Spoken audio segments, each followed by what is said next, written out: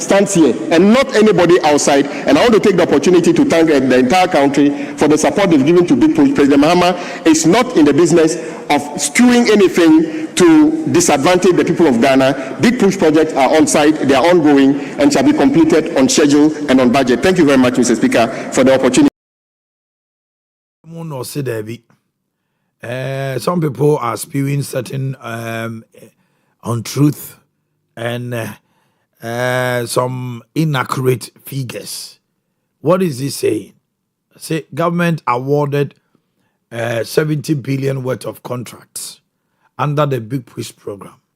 And he's saying that what was awarded was 54 billion that was allocated for new projects, while 23 inherited projects cost 14.8 billion. I say only 44%, not the 76% of the projects that many are talking about are sole sourced. It's a construction work, 44% there. Oman for tender be a tam de man nipebi so omonkoye. Yenti agboja. Mr. Speaker, I say this as a matter of fact. I am not responding to anybody except those who are falsifying information on social media. Mr. Speaker, the NDC did not award over 70 billion cedis worth of work under the Big Push. Indeed, we said 54 billion of that was for new works, and then the 23 projects were projects that we inherited, costing another 14.8 billion. And indeed, Mr. Speaker, there's spurious information online that 76% of Big Push just go ahead with your projects statement. were sole source is also false. Only about 44% of those projects were procured through sole sourcing. And I state on record, Mr. Speaker, we are making progress as a house and as a country to make sure that much of our procurement is done competitively.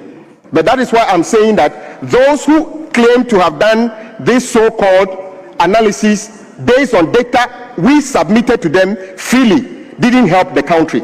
Because if they did due diligence, they would have known that those percentages they put outside were pure fabrications and false. And indeed, Mr. Speaker, President Mahama's government has taken steps to improve the procurement process. And as a matter of fact, as I said, I'm not having a go at our colleagues on the other side. I say that today as a minister, almost the 110 billion cedis worth of projects we inherited were... Oh, Agboja. Ade Kyeɛ Food and Beverages Association of Ghana for Ade Gu Agric Ministry say almost say untumi nua tomatoes ene o mfa so pa ne say Agric Ministry wo na Agric Ministry no esuni mfa so na almost o mama Agric Minister no 90 days so wantumi ama anye de wo so ye ne na sede na entoto ye ne CP ne say tomato bo ekosro to send ye am proper anticipated there ene also jana dwuma no mfiri okra de abufu aba ama ono so abeyi ano se ada mu fi say Agric Ministry ayete na ye jimi fobi anasa dey eno so ensem a aba betodwa Eriko Poku ensem o kan ye no yentie no kakra worry and I make a chance say look say on one kasa he's not following development in the sector. He wouldn't have made that statement. He wouldn't have jumped into that conclusion. Because we are laying a solid foundation to address the challenge. Now, if you want to provide boreholes across the country, in all the production centers, to produce the quantities that we want to produce, how many months would it take us to finish with that? Even if you are going through the procurement processes alone. That is why I'm saying that if you get the opportunity to speak to Ghanaians, let us be fatwa and anchor our discussions on things that people will understand. We have to be objective. Oh, and yes, I was saying 90 days. So here my contract. Say now come on go to borehole, solar powered boreholes. You say procurement process of Grabeteki say. You can't just go to the market and say, John, you know, go 2 boreholes. It doesn't work that way. You go through processes. And so you say, 90 days. 90 days, So we come through procurement in area cry. That is I can't give you the answer. So let's be reasonable and factual in argument. We'll argue this way. Create that erroneous impression that the ministry is not doing anything. Tomorrow, the technical people will hold a meeting today to see how we can respond to the crisis, to see how we can double up our efforts, to see how we can accelerate the process to drive our nation towards sufficiency. But it shouldn't be the case. And they are still so a short produce tomato today. It is not doable. Let's be realistic. I'm surprised my brother John is speaking this way. What we are doing in the ministry, at least, they should understand that all of us in the ministry are not fools. We cannot sit there. And some are better than the Obekaya Neo Penny, our year chairman, tomato, Fortuna had in Comomo can some baby. Siano, a benada bay. Benada we. A bay. And one more shall say, tomato no. A be macra.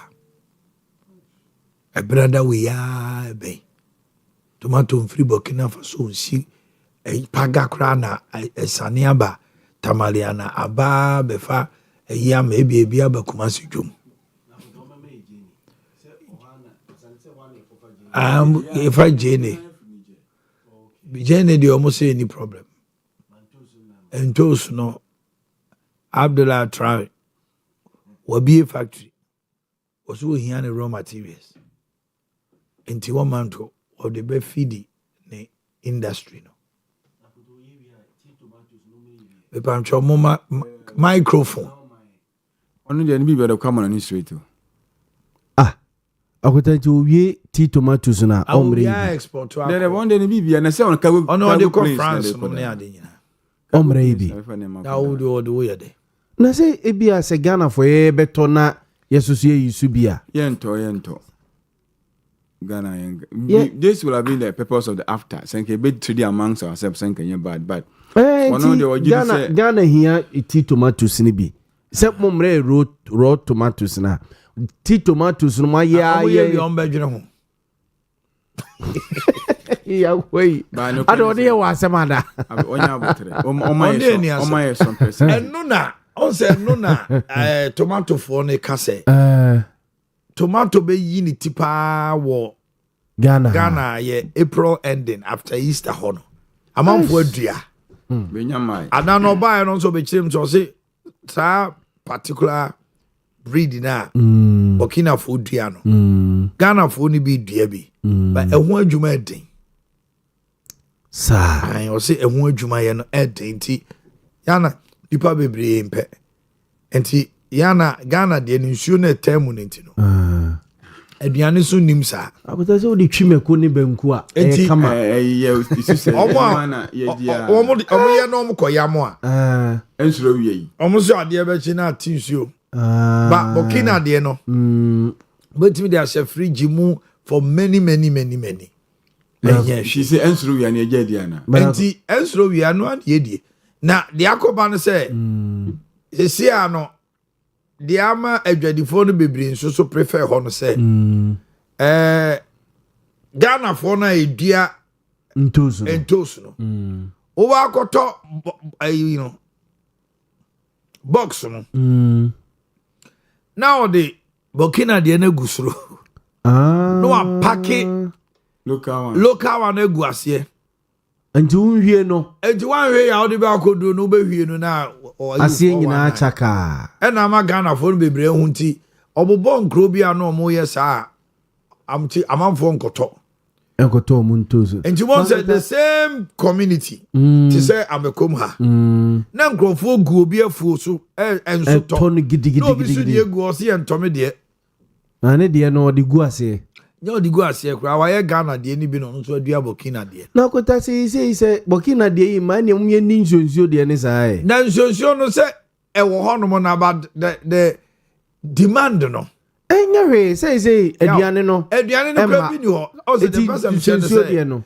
every day utie papa no komode a say one dam. Almost me lodu cars 24. Omo cars akesi. Mako be 24. Cash.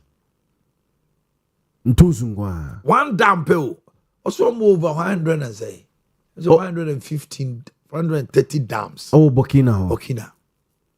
It's one more irrigation, say 24-hour, 365 days. Okay, I found no egu a fumo moyef. It's yet tomato we now we are ready. Yeah, the train say in no to Tanzania ya kudian to the weather. What do you tomatoes January no? Maybe I will turn a match. By the time what do you January no February will do from March will do. So every time. Okay, tomatoes is ya no say dia. No, the next one. So okay. To say be a mati we 2 months na be so and 3 months. The next February no we dia. Okay. The the dia and March. It's every year no. Every month no your tomatoes. I know almost strategy omo di dia no. Onto omo di ahoma bi so na apeja. Stick. Eti tomato no bokosoro. Yeah, the basa and 1990 from. Or say a pejani musanwa a so. And a tito form so are empro. I could that wing in Tia Greek if we mugu a Greek college ne CSIR Hona content we umunim a Greek science ne agronomy ya gobogu tutu bombi. Agronomy said Yakotomugu KNWC to way umunim. Professor Bia as Antobe Kaya. I say Ubia crowd in the running mate. One of the smaller parties, Professor B, were very power agronomist. And your bano. Mine be. Odia a bro crowd or the technology be a dear bro. Maybe a tech baby ECG for a Angoma switch your baby or the new technology be a dear bro. Any other day. I would tell you no you who ya agronomist technology no say car ngoma so and now car monti oko agri sector agronomists we say omunya adwuma ye kakra kuku board ye wo forage and crop research wa ya more than 5 years ago employ obi am employ ompo boys no go outside na me CSR for you yaw akutenti Tiakuta omo if they are not been employed koko a data that omo fail dwuma for kran ko yedwuma so wow ya be good back kwa chade o be say hwe now can so how na santo bekaya unse emra Dr. Usofri Yakutobe ya Greek minister no se beto dwa se enkola no muwie unsa Greek college bi wo kwada so Greek ho ena ba ko bi susu wo se adwira wo se den na ye se backlog bi Oma graduate students ni bia na omo emfa omo adwuma so bakaya extension officers ni ade akoto time omo be sa fa omo nyina de omo kokko district ma extension officers ni ye agronomist obi between in first degree second degree okay university I say fa omo no omo fa omo me I was on me ya Greek or SS na me knew so much about some of these things me ya Greek crowd level omo few ya me ti Greek brutal David we be ya Greek okwen na kuta na ka be kwa kwere bedua banche na se David say you we ka Greek enye ya we go so ya agriculture officer say you na we second ko for ma kwa dua ya obedua me ni ma Greek to so na se be ko o my misro ya bo ma you have to educate him on Greek. So what's your agriculture? I did A level agriculture because I say he's trying to. Na go ta agriki ye nyina ya nyabu ya ko secondary school. Me A level agriculture. Yeah, time na core subject now we the compulsory. Yeah, elective agriculture. Yeah. Me agriculture is a subject ko yeah A level. Na go ta elective ni ko difference and wo mo e banch dia. Ya doctor channel ada na ya. Ausa appochina mutimi twene hwe bi. So hu na mo asa no. Sebeya ne sure de be keto no wetima wo kese akotade na mo ya no don't belittle agric akota aja odwan bi no me ma koye A level agric wo baga me ko chu akota se yo odwan bi na bebe etimi fusa be kese bi no ma kutukutu agric omo ko agric school nyina mo fio Asantini. Omuyewi agric college ne agric college e wo ko adaso ya agric college so when was the last time I employ omo Nani akoto mu ko bebrebe de bi o mo ya admission no Yeah, employ more Hoping against hope. And the teacher for your movie. And you're hoping against hope. China for na has adopt some. China for na who almost form ko. China. And the Omo chira omo koko no swollen shoot no ne akate waso no omo boa omo reclamation yom na ye. And so who going to lead reclamation for Ghana? Yeah. Akuta wingi na ye ja hono. But also agrarian for no so. Ya no mo concentrate on crops no too much. Fishery agric. Animal your animal husband. Ponchene hwan And your fishery. And to me say nantwie bi omo ye oya agric ye young boy today. Oko agri school we are. We are major in this catfishing and yes, this animal no. Sika o. You benye sika. Oh, they are not practical also. Nantwie ne nwan ne ade. Wow, course as you cool no.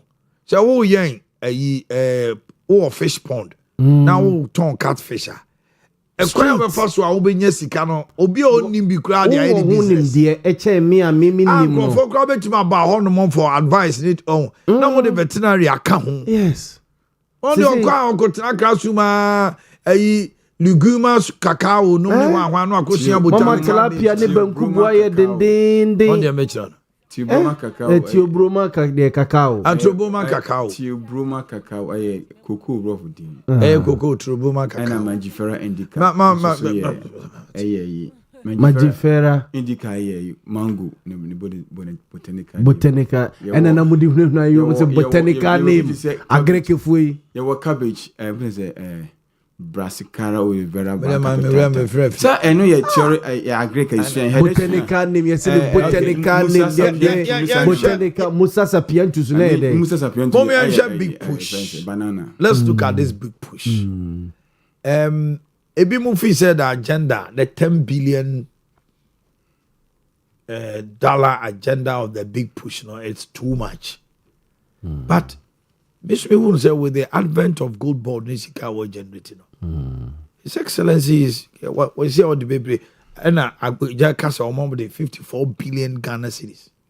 I'm a contract, 14.8 billion a year project. Ongoing on Betoya. Ghana for an abandoned projects. So almost 70 billion, and I caught into. Or see 2027. We can some penny catty sword or see next year a year and a few way. Major areas will be construction sites. Yeah. Because of that, no. Go for grania careful some coca company and inumni idea. Yeah, a big push. To what extent will they help this nation? No bet me a year. Big push them almost say 10 billion. $10 billion project. Big push.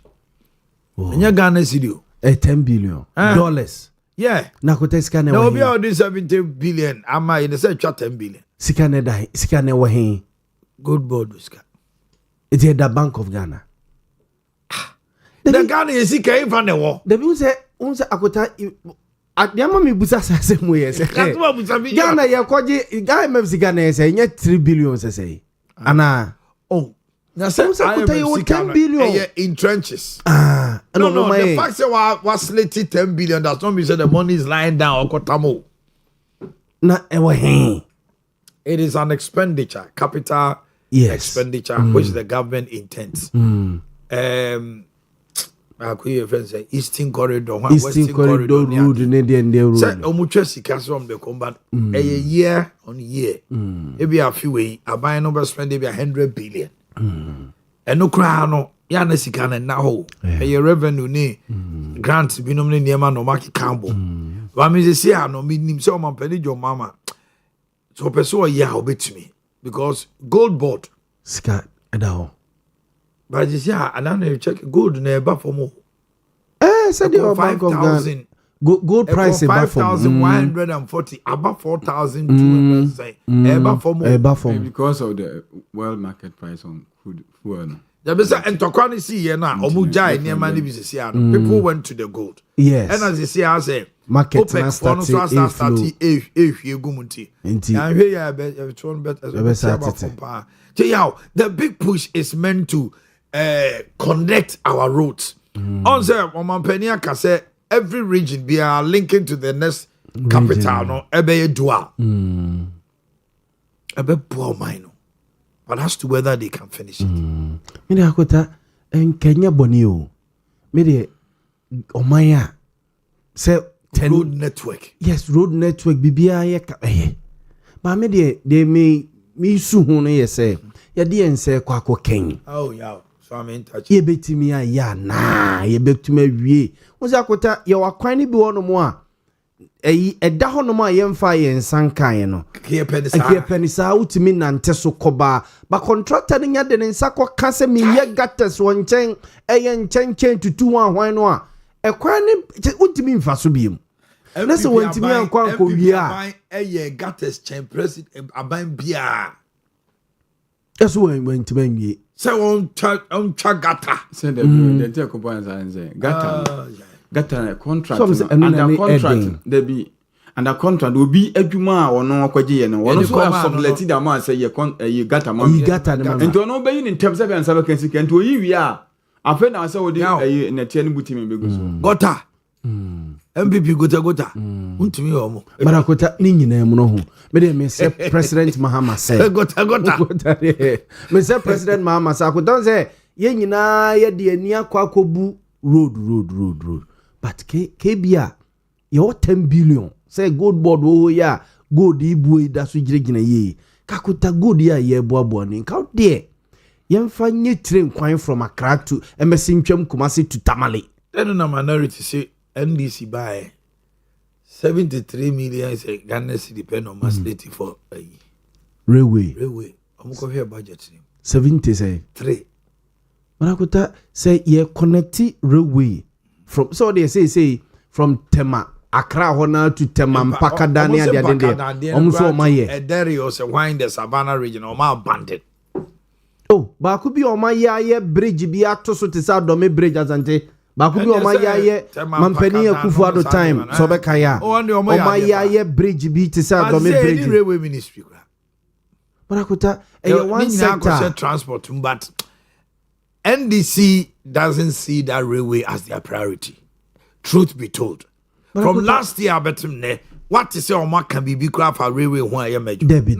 But another area so Sakota ye di ni kakra kokoshe ho no mo ebe boy safer much more reliable when ejina train e wo kwan ho say odi tuo or robi nipa wo train say wagina train wo kwan mu de e be ha adwane sa sa otitire mu a untimi nto yogurt untimi nto pan no wonsa wom untimi nto twofi ne bayira ya che omo wo ba bi omugina santungo ogina ya no aye fast no ato those that who need value num ne takwa num ne ade no so na e wo out station o de be ha adwane no mo mutimi gina 5-10 minutes untimi sikura koto sapa no bi e wo untimi sikoto polo sapa no bi a e wo so over the B Foster one Foster I that train na say ba untimi gina ho ntobi na say guy you know working well Udu station when we India for train yes Udu station honoma amam for to me say bia in the next 10 minutes car train no ejina efa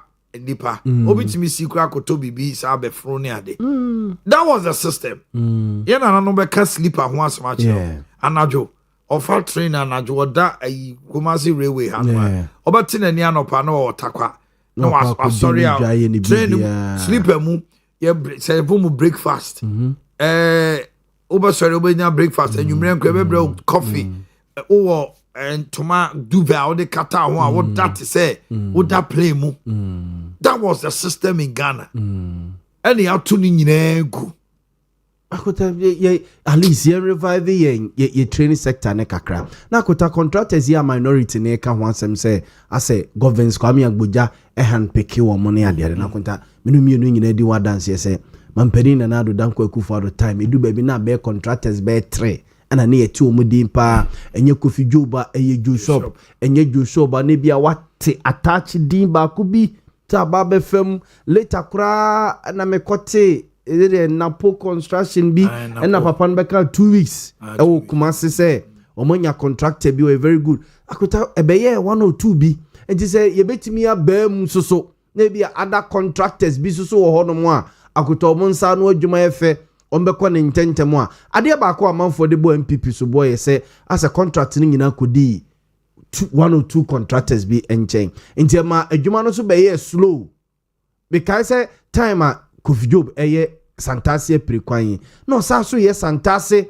ayi to anwan kwanta ho no sa so eye ezi pechi edi famua besi ayi atenga dancing sokoban no sa so ye bi wo ahafone ade ebia yes or capacity ne so obeye but akunta mu say nipa baako no ohu but say ko ye de hakakrama we ne de hakakrama we ne de hakakra we so omo ya ebeba besia baby faako but ekoye ase 1 or 2 bin kakra menka say na omo ebia omo nsem fatase ye de ma wo mo but say ebia wutrem na wutrem susu na nkoye say bia akuta ekoye ye party for sa ye say susu no ye kowe colors semu contractor ono susu no ye namu ane ye campaign no oma efu kakra oma pick up bakum yenum yense bi no yense nwuma ne bi emfama wo mo eba sa susu ana akuta sa contractor ne nye tried and tested a okoye kwan a ebekum no mienu o wo ye ne ye kwa kofa sa kwan no so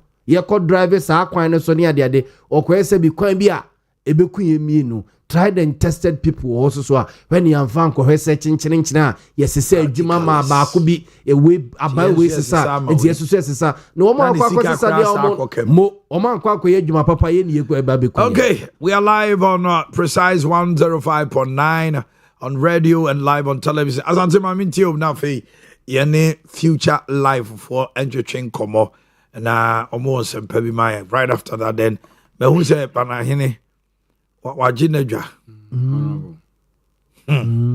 Omai ai gota for Omai oso nkasa kakra make for minority press conference no efa ayi no ho we say two no say as a aban no buy no wache say on fa two no but the government promise was bringing the tool back. What happened in the yard dream but me no there should be more technical with that particular aspect. Me ne aban nya adwen say obesisi to boot da to boot no agigi to unim Ghana to boot and 30 kra ha enu obeso de my private development. No I was say to no ye inikwa say ye automate no ye koyi to boot I was say e ti obia or the car wo Ghana or the fa kwan bia so tu ebi because nipa bi o ha won ko for to boot 2 years kra no a so is he not using the road?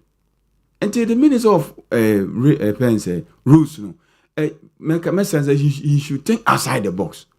A mandate motor for any 56 going to for the whole year now. Obia will issue a little fancy care. Idea be a dinanti be and what you be. The yes, sir, idea now the best what to boot to back basi idea mraho. No, I'm for why Mr. Kumasi in na Kumasi to boot to himfa. So one call micromatchumako for you aboaso a anase bia anwan kwanta ni gwa no kwa se okọ chire kubasi a where do you get tolling wontua he me wa also use kwan no baby enti say minister of roads nsebi o say wodwene ho sa say on farm rebi nko say henceforth ye mesisi to boot it should be a source afi bi adura say 2 series na ojika bia na ka kese ye atikrota etua bia 200 Ghana we betima ya na ebi ebenye sikakese bi kura na sikade yenkebenya ebeboa ama o de ya kwan bebrebe we yabasa na ye nuano asabi o disable for na omotiti ho na aye issue but say abai betima adwene the percentage bi kura de ama wo mo say bia even 1% crowd this to na ye betting tax ye betting at source na ebabo mo nyina anya sikane bi nti o man the minority for no kano enye ne bonus o sa abani tie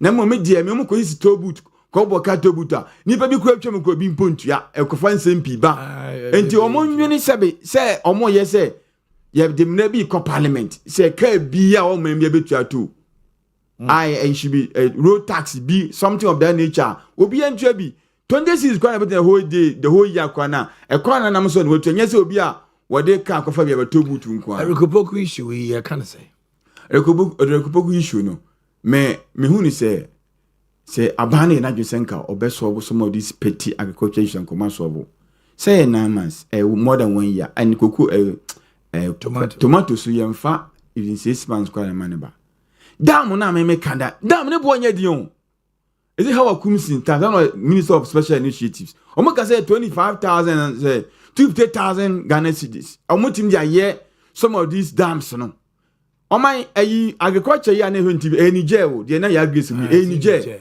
na they have nearby water dam no da wa omo use sprinklers omo lay pipes na edisu ni ba where it shouldn't take more than 300,000 to get one northern register omo ka say musi si sadie we ya 10 million Ghana cedis crab betimi aye sadie we ya ma omo ato omo enti we you know me for me ye ntimi ko twa 10 billion for big push na ebia ye just about 100 million Ghana cedis to solve some of this problem na I say concentration all our problems on roads I be hadwen omo ntwe mani nhwe ho because agriculture problem we omanya dia ye kese ye sika kese bia we ya abema mabru pi fi so northern region ever south every day se be ye adwuma hunu bia mfaso bia ni so no obanya adwuma ho kasamre nka ayi fe ne se tomato ye was season bia ye kofa bia free e bia tamale anasa northern season bia be fa bia free dem season bia be fa eastern region na nka cheche mama nka obi anya adwuma ni biye because ye sika omo se ye se no tomato ho kwa oman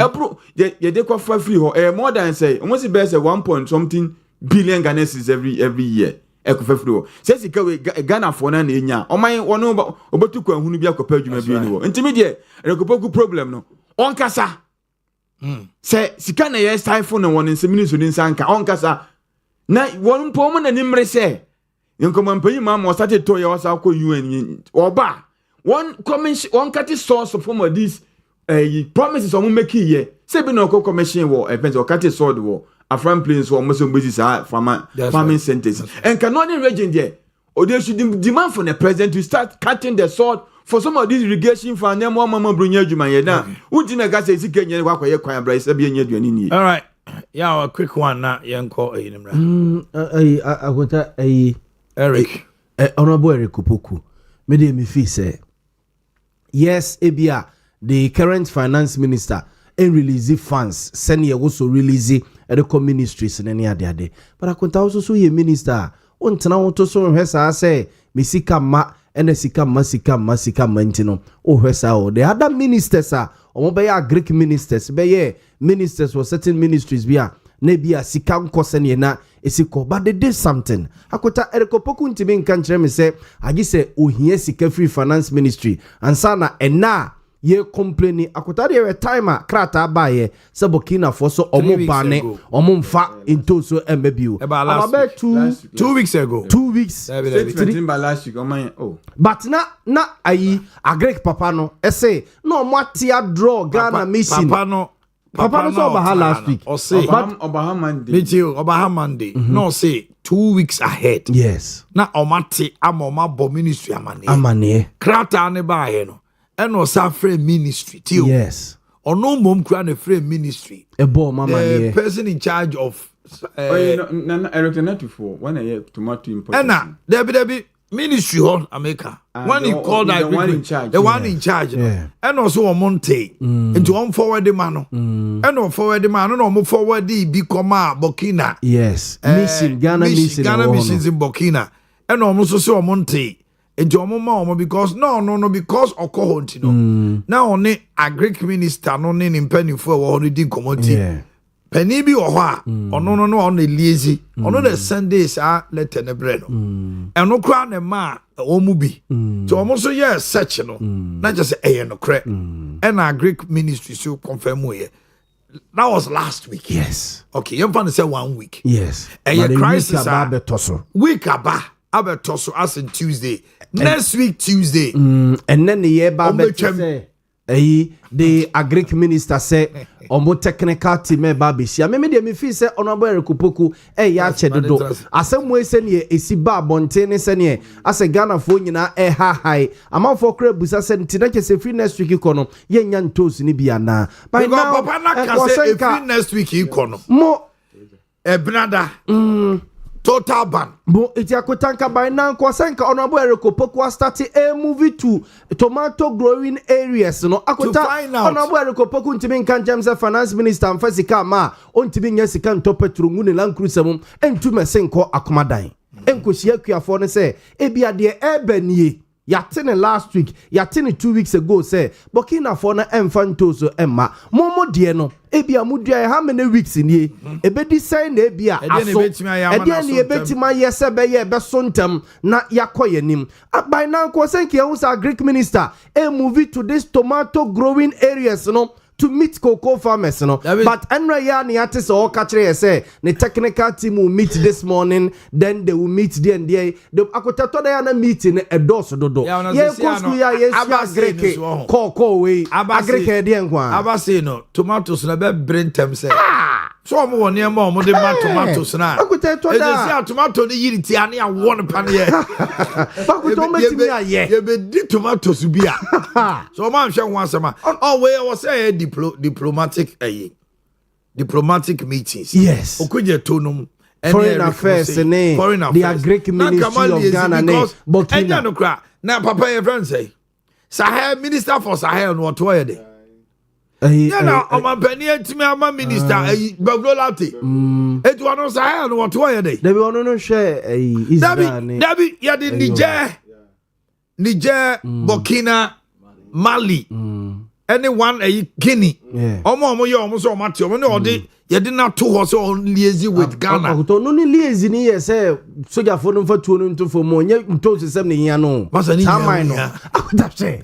Yes, it told 70 years no. But no where ko poku onki kan ho kakra because one the political and Yamaniama so than any so so ye. Akota depending on the performance as a Greek minister. And the bachelor say the running mate in a flag bearer near the Adeno. Akota say one jet to Greek ministry one man. The Ghana show on yes, in times of crisis, our so forth. Eriko Poku, a Greek minister no. So forth na Ghana for unu semra yakwa yem Burkina Faso mumfanto sumano. Within a month, within 2 weeks, within 3 weeks. Papa where you say na kwa say you can't say na say obey interview na be to say na do you think we are fools and your team ministry on there so forth me hu say we bibi. Thank you very much. Mamima honorable bana hina kwaba honorable na want to say Bibi aboko the one efe in the opposition to ma hu ye fe say dey na yo when you try ho che hey that be ya so why for opposition Professor was up on watching. Now, both to say, Bibi Aboko, when you ma home, mamma, any future life for you come on Brazil, and a fee, and to me, and some pa, if you must say, yeah, abba. Somebody, Olivia, Ewaha, Minia, Penny, Yabuachin, so ha. Yeah, on pom to say. Yehoah don't make yes, Olivia swear. Yeah, call future life as ye. Na yaw, mamti one pay. Yo me da se minua, and none of pay your chill be biara wotie in a war hayin, a war, Owia, and a precise. The radia say what the young qua a chain, Nipan qua here, and qua here. He said, in a ready yes, Christono, or so by. See be young qua, yan so. And into was send Yakupon do we are sent or then a ball one command and so be originated no on yera na be ya down kwa. Tian Quanca Sancasa any here can any Susan on here better chia. Then once he actually soon qua Nyankwa and unqua and qua here. And then the actually near maybe the feeling brother name near my near maybe one anti my own feeling bump. Yeah, my own tinny maybe be. Now the American was a more pum didn't want some in here. Who ye wapum dene. And no de you be na yama wo. E wan kasa and na no pay. Ye mu who say wapum dene no. E be gina so a and na maduane a wudie. Aduane a wudie. Na obusa ho say aduane be na medie. Enuane a wudie ho asem na ye ka kire wo no. Nye de wototo na bontere no a ye de niema afrafre mu basa no. Me ka kire say aduane papa ba ko pe sese wudie.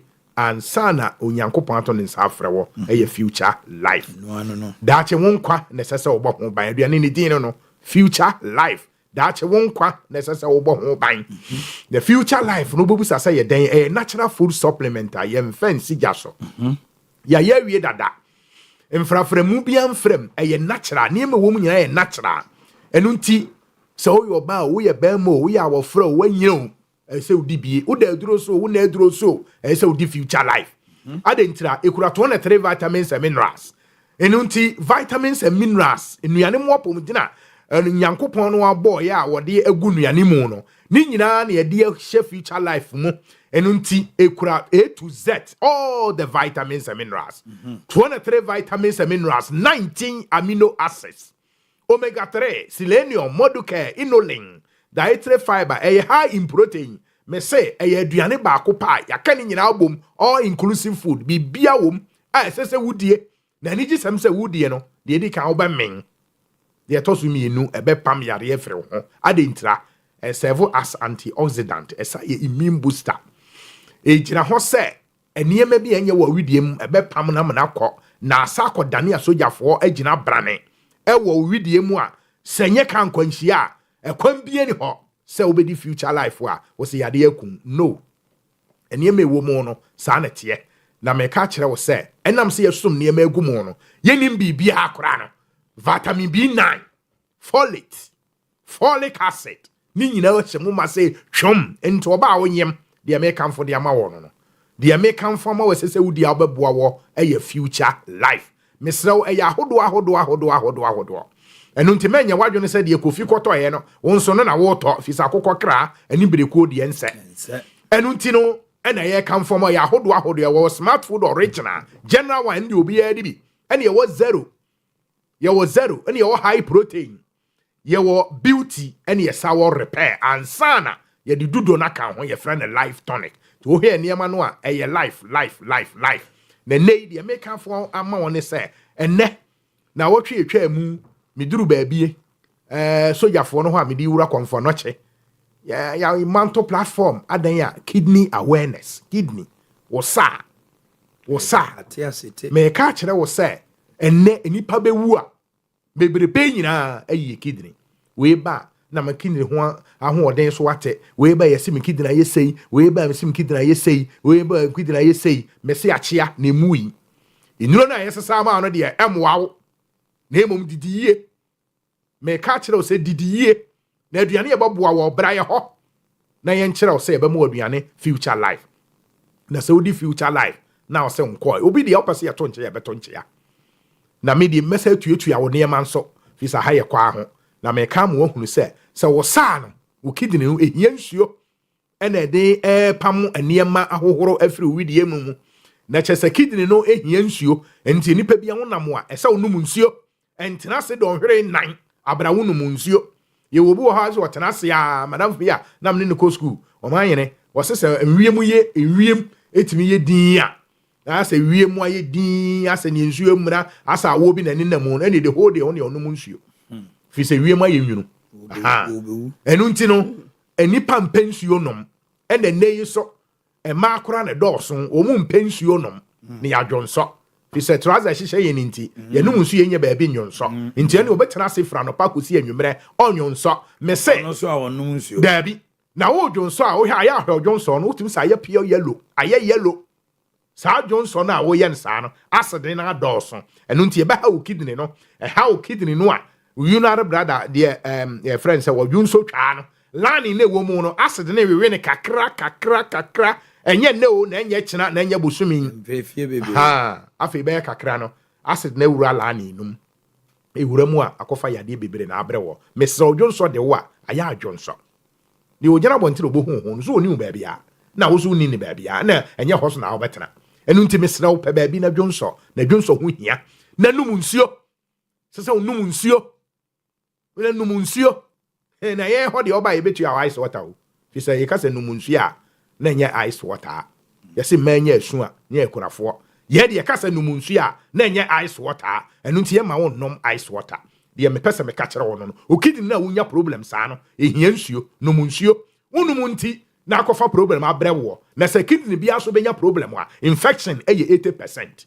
Kidney bia benya problem a infection eye 80%. Na mrenti no me kira wo say ya so ye kese no ye wo sofo line alignment. That's right. Interchange no soro ha ambassador ha won so de ndie beto aso na me ka mo hunu say enne de anum nsuo fi se kidney e kun ye dodo inipa ewu dodo na ye abusa wo say wo mu aye wu no saa na ye wu hyemu ana saa na ye wu mi kokoro bi so ye koye ayie dano yesi anipa duonu miensa na sa aduonu mmiɛnsa no bosome baako nipa aduonu mmiɛnsa na mebusa obi sɛ na ma awo wɔ ha yɛ sɛn wasa na ma mɛma kora wa nyina yɛ mmerɛ na ade obusa awo enti me ka mo akyerɛ wo sɛ nom nsuo didi yie na aduane nwanwaso baako pɛ ɛyɛ future life yɛyɛ adwuma adwada de kosi memene da yɛwɔ interchange no so for alignment interchange no ɛsoro hɔ no a wo branch akɔ so estate no the opposite busa ne yɛmfrɛ yɛ number se yɛ 0246 01 another 01 50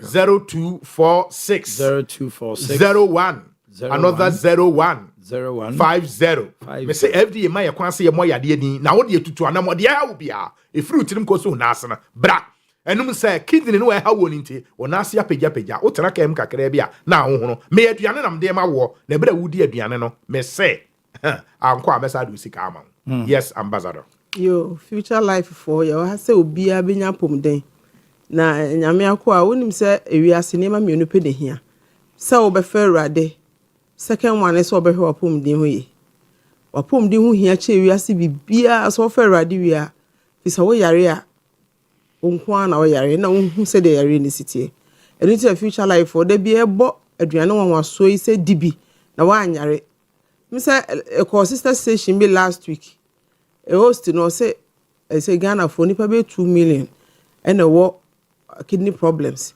na we o ma ko check up on kwano no teaching hospitals no a o ma ko check up no mo na ehu sa adewe na o mo te ba bia o mo ko check up de na esie kidney na ekuye hwensu aye nom ne neoma enti wo ba ye ho aye ma onuane a e bebo sa neoma ne nyina ho ban aduane e de be ma bo organs na wo nipa aduane nyina ho ban enye o kidney nko o liver o heart o lungs o bibia efi utisu kosu na ase enuane no ebo sa de no ho ban enti wapom di de wan hwe ni a wo be yare wan yare so a unu to obi o ha ye se onura no nam ha me ne na kasa no wa ni nyina ye neoma ekoso oni paduanum na de ehu ni se wo mu no hu nyankopon kwa ne hu mu no na ye so ye check up enti nipa wo benya nka yie bia nkọ check up ba kwa na se mienu ebeboa na ene de meka ho asempa ye repair food no na collagen food na beauty food no future life for muhia munti da bia ye boa wo hwe collagen food we repair food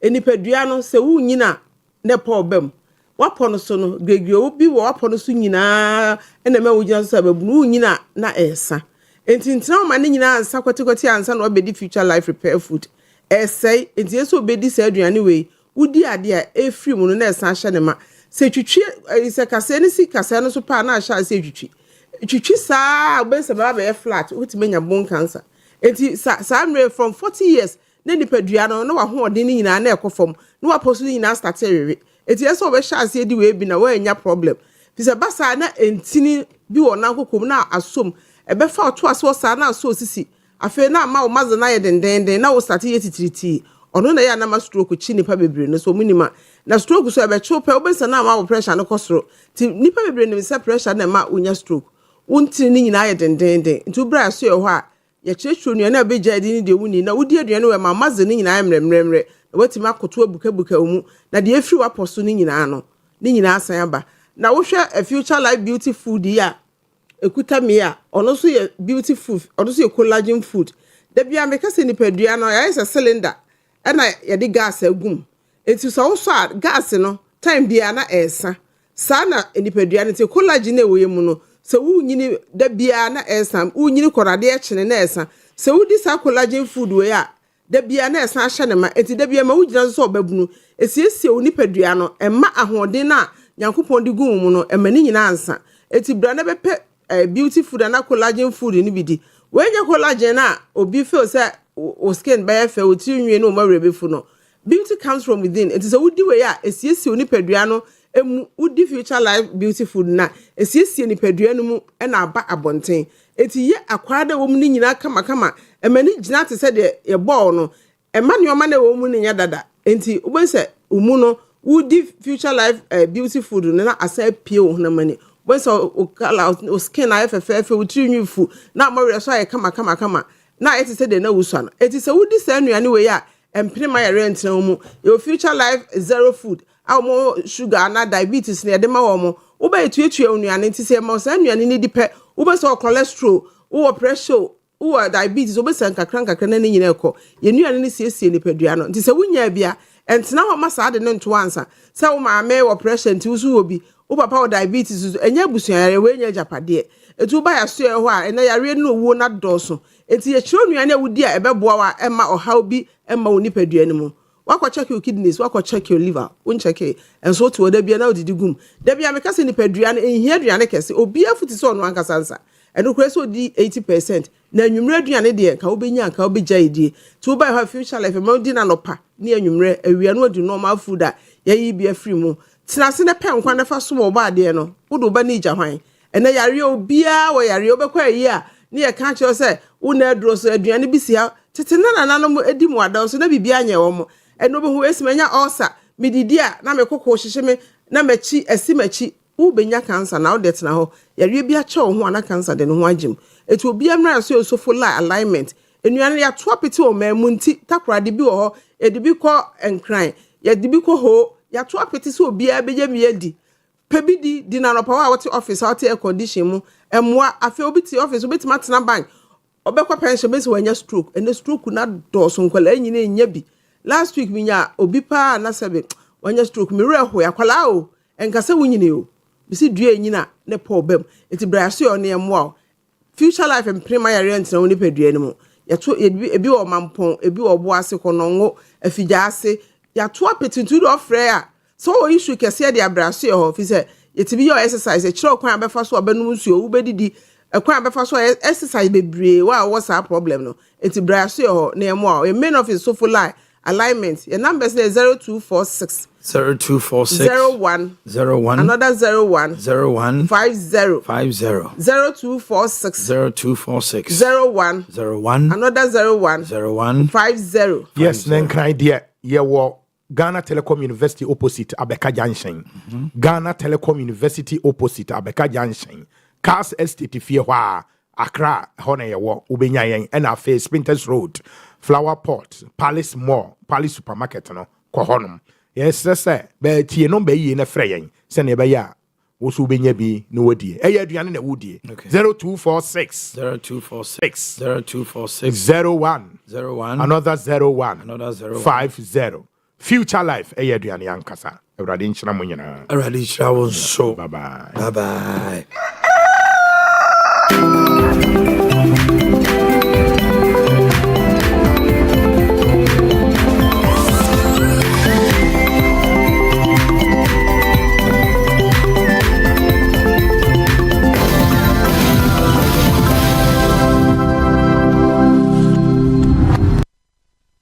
To the studios.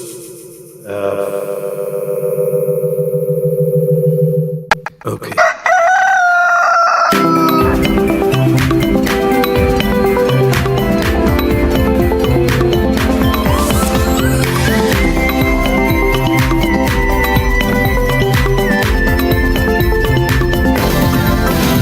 Hopeful, a member of the communication team. Vincent and Pom to say, Damina Dauro, my baby, Honorable Kojo Bedia Kumbana Hine, former DC Suta MPP, Asante Mantama communication team member. Honorable Nampom to say, give you a day, Abamboni, sorry, I know him near Bakusi. Abandi hine ebon. Ana ka umompe niti miko ye kase beji award ya sasa ya safama. Nyina so ye aju. Mamba chose yankase wa yebone. Yeso wo ta LGBTQ wachi. So ye de. Se won pene mane emma be dokro man. Yenka so bia yebone o. Enti yenka so bia yebone. Enti ne bone ni de. Menka so yebone ana so ye papa. Na wo so aye de. Wo ha na yem hihyew. Say that the number one gentleman of the land. Na ya fefra outdoor se beji award. Ukodru ha esi amfama. Professor Smasapo. Now, Obom to say, oh, Nyamiadum, a dog body asipa, me who watch it. Papa, the Nyamias said, no, what okay. Yam share and commodie di kind, minority at the Krata Akodan, a Jumekumi and Sa, a ya by Jumeko, Office of Special Prosecutor, Shraj.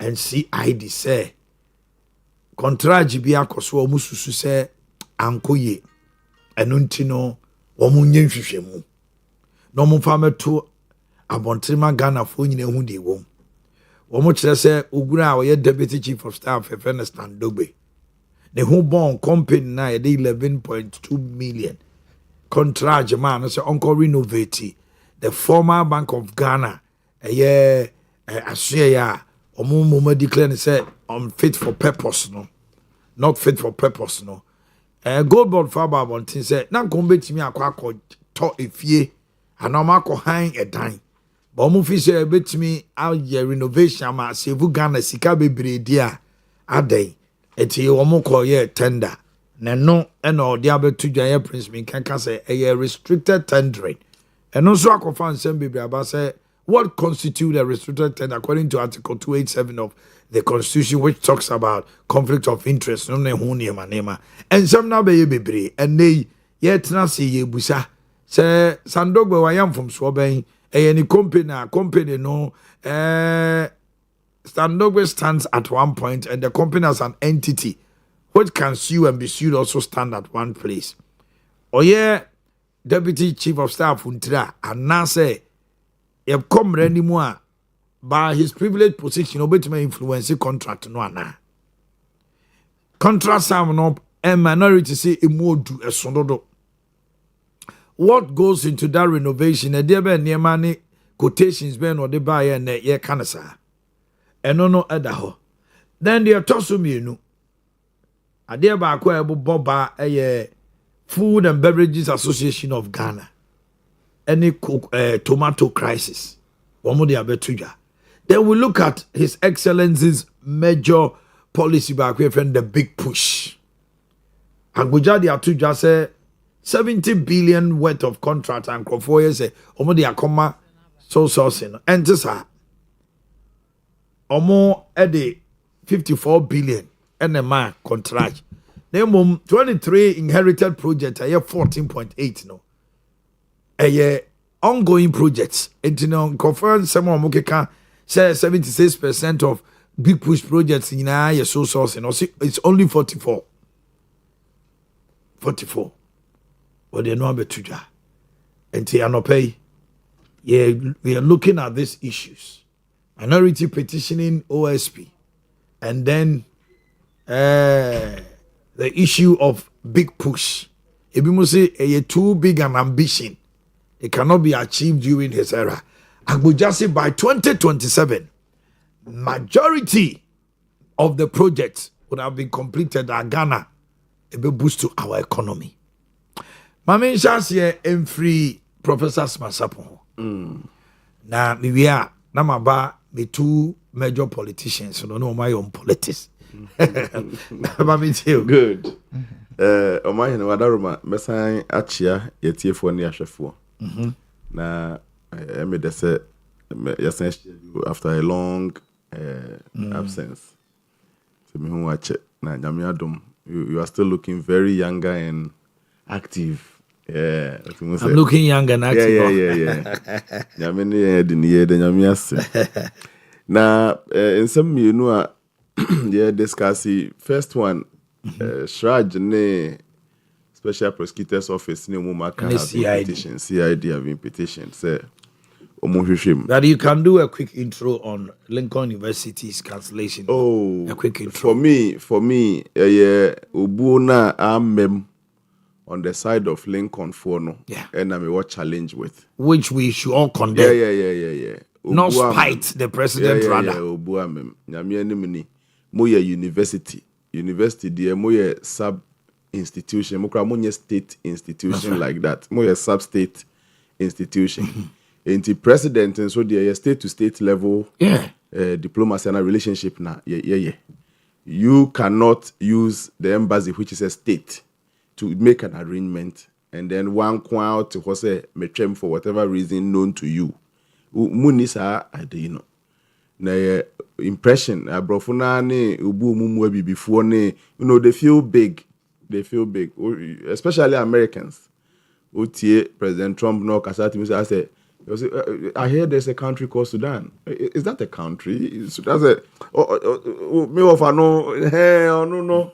I said, the people look down somehow on us. Meaning, say, color into said, but let it be said, and let us all stand and condemn it. Yeah, man, penny no. What are you saying? Yeah, man, penny no. One eye arrangement. Men cry and send be a course of school. Obi a converting wa pass and a parliament actually say come and be sworn in. Explicit invitation. Branayen swear in. Okodru no ma microphobia yes on person mu born mafia and the nyan so in and yes wasem fufuru bi kuraba and yes say those are issues are a reserved for vetting committee in your nyina munye satisfied that. Why Don't would you invite the person to be sworn in? Yes. Munye satisfied that money pane monetize. Emma, by the time the cancellation came, now he was already in America. No, sincerely, Mommy and Fabi Anton Chani and condemn the investor. It's the best we can, it's the only thing we can do now. Omu said they will change their stance anytime soon. But whatever the reason, can't we demand an unqualified apology? They should apologize. As for apology, they should Because apologize. it's a spy to our country. As for apology, dear, the University of Lincoln should apologize. They should. Because what I read was like the issues that has to do with LGBTQ. What has that got to do with you as an institution? Invitation na mode man no. Mo anfa invitation na man on his position of on issues so. Or as John Mahama, but as a president of Ghana. The contribution to global peace, national peace, development, sustainability, those were the issues based on. So why the youth inviting if he has a personal opinion on something, why inviting based on his views on matters arising? And can we be on his views? They are inviting on his views. They can be say, for this view's sake, we do not think we should progress to the next level. But more much any profile then ya why dia boy bibi mine Ghana and then I'm so fata omra meje. Now odu ho no mo amose ne memu the people of his country hold a view against LGBT no. Yeah fam. Na sebe mo so mo ho na mo hold mu view in favor of LGBT no. We should also treat your Americans in Ghana anyway ana.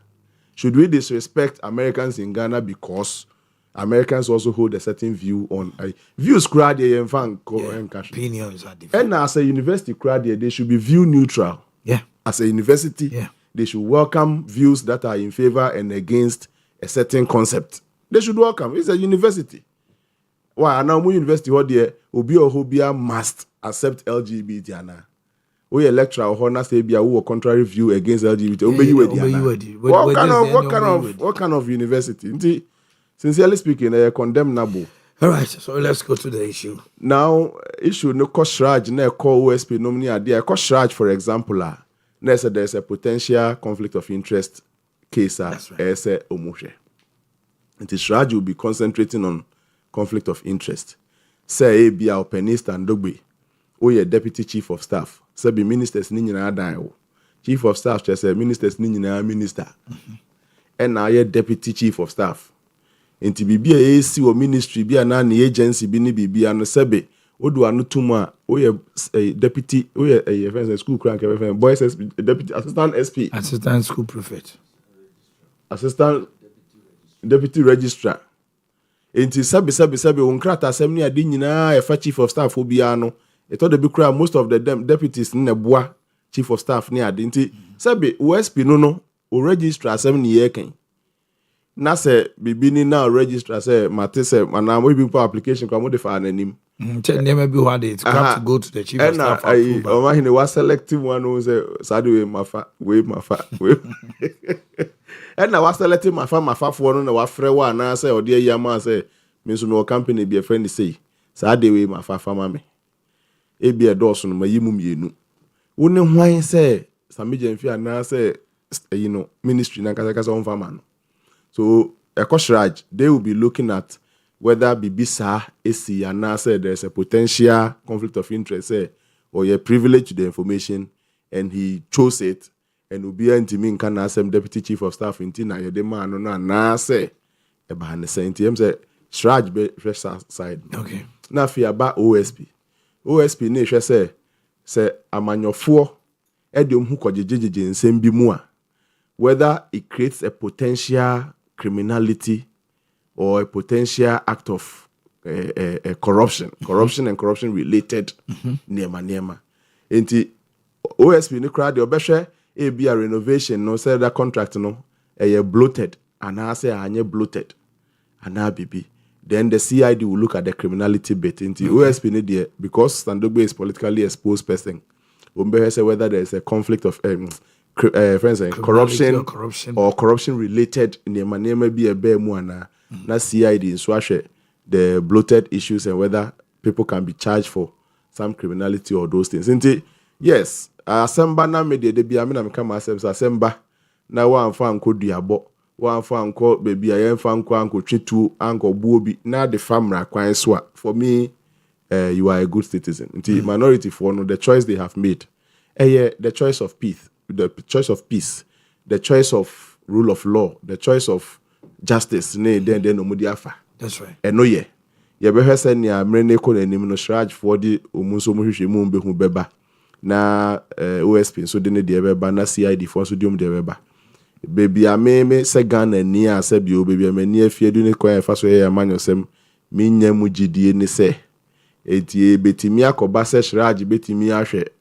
standogbe anima na se nsempanifo mu ade asem na to baby se da na OSP ya asa bi o yemi enhwe OSP to da bia over speedy or yema hwan ni ajuice or the other hwan press conference akese ye nko ba bia the OSP over the period has not given a good account of himself. Okay, so my question again is intiaso OSP kroya betimia be something proper at the regime papa bi ababeto ana as for police CID. DS is the criminality bit.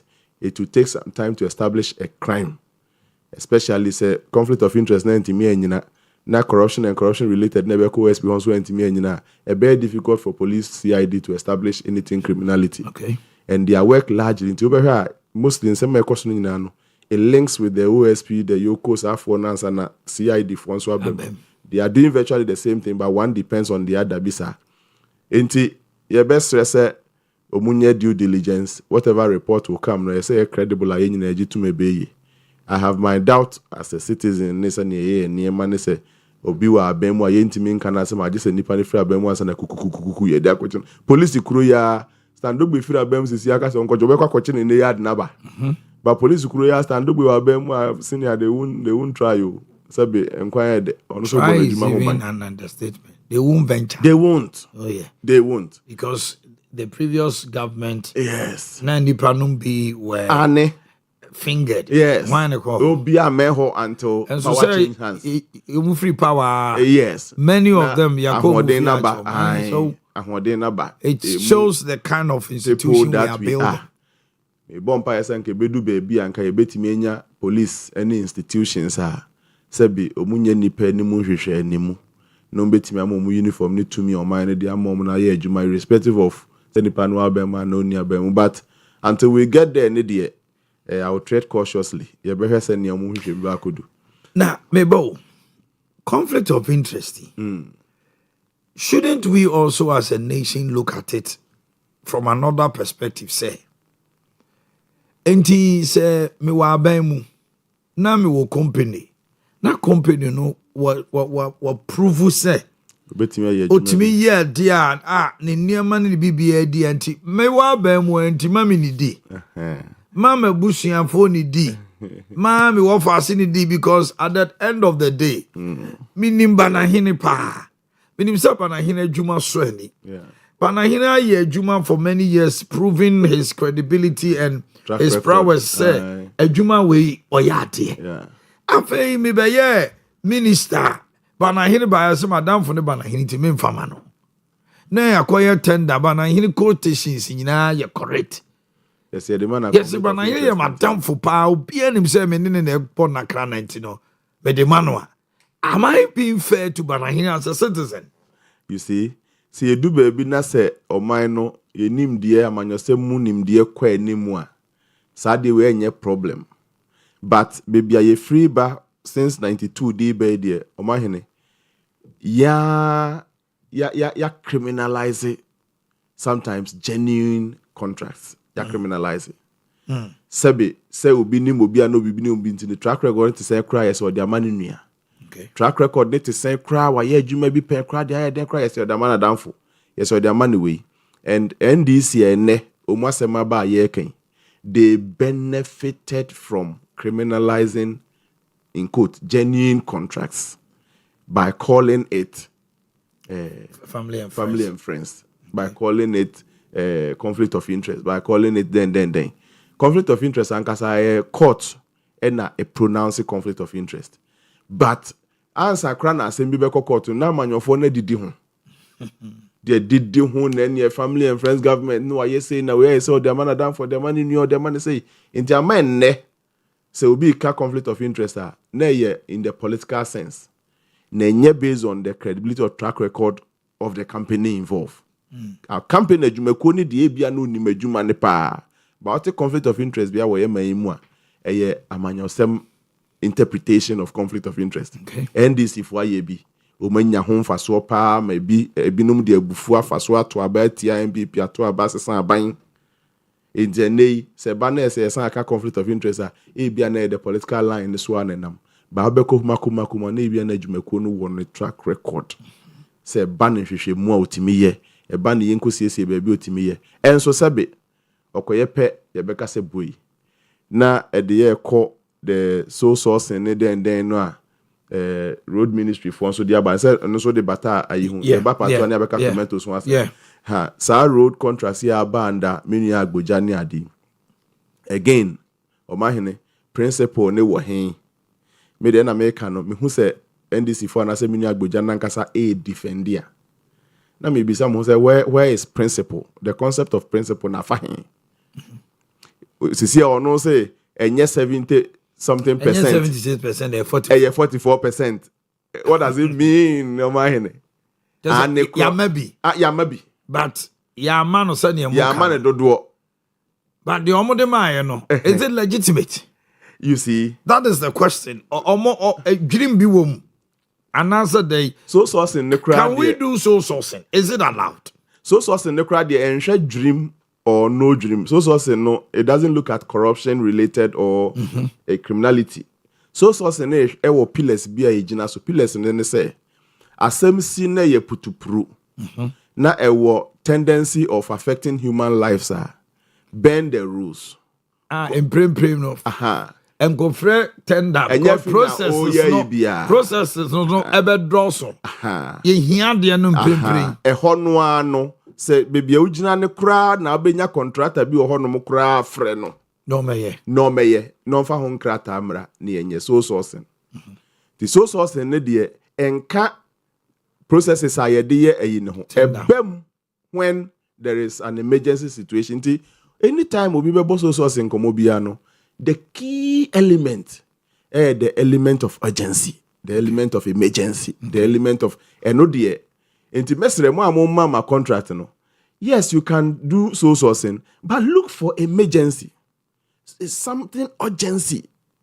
Yenam nia se bagredami abetwia fa wa ho baby ma bridge bia twia fa bridge ne so. Minister tuka gidigidi na okwa akosha. Se eho na otekam krotimi frɛ obi a onim se we obetimi aye bridge within 2 weeks. Within 2 weeks shia me ho na nyina enko ne enkohwe obetimi aye mpacho we de wa ni tuyawo yehia ne be 1 week time. Enye fi na ye ba be ho, and tendering has a process it must go through. Publish your paper mu yes. It is hard time ne dear you can do a day. 107 contracts. Sisi a minister say emubi no ye ni so sourcing. Wonom so mu koji data no a mu report fourth estate for ne say enye mubi ni nyina. Yeah. Enye mubi. When you use the English restricted tendering, onka so sourcing na oka. When you say selective tendering, and ye mancrophobia dium diaba, but obian who are and you be an a woman quite so deba. And no, oka goes saying. There's a mere metimatanasi after Minabana Henny, after Omanhene, Mova me no be mra bed by my way. But the father and Becca Hon Kenenya application, Nibini who say you're between the 2 documents are coached, but and your friend restricted and that's a selective tendering. One more beyond it. But to bet me actually 2 documents say Nipa me nubi na de buy. Nipa me no say one akọ from me no say then obi ante. And still now can say for bia. And that is where I question principle. Say be enreya. Na MPP are buying so AYB. And maybe a whole chain of political issue or man. In fact, obi credit defining a penny for the BM say open ukuja to black no only Captain Smart na te ho Saturday no. Ono ne definition or the man so sourcing ne say so sourcing ye ekwan a se ope or my abone krono a ekwan a ye fa so ne friend so sourcing. My Captain Smart kwa say won chire mu ye na so sourcing de nya sa na se che no se debi sa MPP fo die omu kwan a mpese mu wi aban omu de fa so so sourcing. And then what has changed? Then if you are minu agboja can say me de mi so sourcing ne de enye kwan a me fa so de wi aban. Oh no, I never do so sourcing our safety foundation that was say and na so be person wia or mine no e kwan of aso de ma contract no o person na ye gidi say wo de ene de o mfa so mfa nwia o man e no sa na principle ayira e no sa na sebe wo fa ye say sebe ye huru enim kwasuru bi ana ya adwene wo form bi ana bibisa. What was the agency in the road contract? Absolutely. In the fourth estate for no challenge and they say none of the 107. There's another 400 contracts and say 107 emu fancy let's offer say 26 now a year restricted tendering ne kura the 20 kura emu well over 80 something a year friend saying so sourcing direct and kura the year restricted. Then their expectation is near 400 contracts na akano and no day be wom. But even without the 400 contract, say you're discussing 107 contracts in Kwempa, Omanhene. Any explanation be free baba be catch and say, Anne, ye the end the MPP 4 the no, the MPP 4 the end the no mufaso de bokro no, the name is so source in Cronao. Na mema be so source in Bia, and no the yen faso mfa mokro no. Nankasa bi unifi this year. Aden na umu bi unhunumu say. Bibi say yikoso one e dia de sia sabe oni hwe de sie na omo bi enhunu mo nti me the principle me na me nyina na me bisam say nti amanyo ni bi timi abesori abi defend gidi na wo defend as ya me de enye oha eye bi a aduanan num no ekosi say obi ba owia aduoson me de mawia aduanan pe no ka kire hwan nyina mo ya akronfo na even the value of the Ade because NPP's numbers were around 260 something. And na emu 70% or so near so sourcing. But the full total sum of the whole thing was about 74 billion. But and they 107 inquire about I think 74 or 84 or so billion. 70 billion. Now why imagine say there is some list of 260 something contracts totaling 70 something billion. Now 107, so you're 70 billion now. What will be the value of the finance agbejade ekra near 45% no so what will be the value of those contracts? To me the asem na aba me stress ebedu baby na say NDC for slow down. No mu jetu mu say ane so sourcing no yensu ye use bi. MPP for the ne use ni e feel say ebro so dodo. So ye be akoba ne say yensu ye use bi nti no ye twe sign ye ka ekire ho bia ye twe sign na ne nso mo fa nche ye se ye ka se bibi nye na ye nso ye bi enya no nko awo enema bebre ho no mo a NDC aka sebe ya ko se o Martin Tesu asan de o manu estache mafa you should be bold at a point. President Kufo na set say example no oba ye no nema bi am keka e de wi ni power no mo fa nche na me ba ye me hu se entesa. But NDC currently is making it look like they have a reason for doing everything they didn't promise.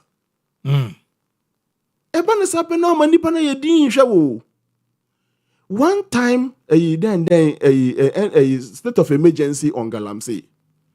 And then we have had a very polished reason to go against it. Polished reason. Media minimum penny say unsteady system no who could hear so on deploy state of emergency. But when I hear the Sam Georges, the Kujeta Blackwest, those people who demonstrated say Omanhene bi wo ho abako kra say oba no one issue state of emergency or resign. Then today, Sam George. Then today, you ask Sam George, say, what is his position on Ade? I'll say, why? Am I the president? You can't even have the soberness or are you to say something useful to the people. Okay. And Nema Bebre, I can say, their position on the jet, their position on a lot of things. Bebre ni na asesa. Ubisa 24-hour economy. It was supposed to be clearly 133. Yeah. Now they will tell you the formula is either 122 or 1101. Agribusiness. At their front place, the president made it say, the purpose is also to bring in businesses. Yes. The private sector led 24-hour economy. What is wrong? You see, 24-hour economy, a bar for Panam, Solomon, and set back also.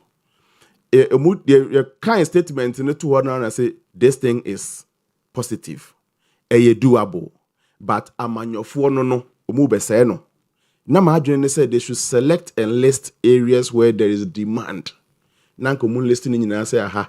Me say makonya experience what my port penya. Me da ho 2 days because they do baby so mapon. Meanwhile, my port a very very busy area. Yes, a man for to take up the next shift. But I'm told my port now is 24 hours. A passport office. Then I was thinking, said they will list some things. I think DVLA Accra too. I think they will list some places. Be saying a year can year 100 year a year possible because demand is very high. They are provided the so-called security in this animal. But the politicians came to tell us that Omanhene, a year baby, a teacher for beko 3 shift. Wait for beko 3 shift. Yes, and they told me no. And no. It's a new definition of 24-hour economy. Naba. Let us disown and apologize the previous one now man for Gina so the 2 abano. Ne ye hu se se de no atwam ya pepa ya no anofum brejo ye koyenim. But when they don't do these things and they make it look like, for example, so sourcing and AC MPP diemu eye bone ne so sourcing de ye papa to the extent say MPP for we are 60%, ye we are 40%. What are you telling us? That's now mediocrity. 1 year cry na 40%. You feel say I got 2 years, I got 3 years, I got 4 years because the data we are talking about is only 2025 data. Okay. Mamin ko Banahino maminti. Now they and no I don't know min ko ha. Find a number kind of a deal. The points are not Go to me DM. One day to 1 day. Me niaza me mo bia to 2 bia di. Maminti. Yes, I wow. You are a very good yes, I Bediaco. Into Bejano. We Miaka Caribbean. Omanhene. Yes, my brother. Omanhene JDM. Na mamu to so mviensia. Eno wumi.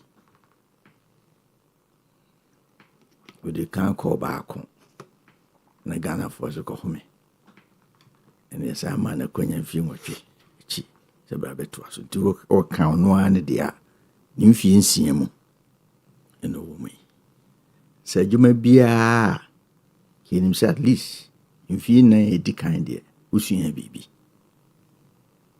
Nti odwan ko aboa wa mo nya suya hunu obra akotra nkyɛn ame ye miawo na osan aban de kade a wo ye ne de nka yenya ho asɛm bi anka nti Lincolnfo ade a omaye anhwe no mewo ade a Ghana ni bia odi ho ya asantefo sabi akamfo se ka onentia na kauto Mikase Mampeni John Dramani Mahama record was set no. It may take us the next 100 years. Yesu Maya will be intimate set to be that or manusemu.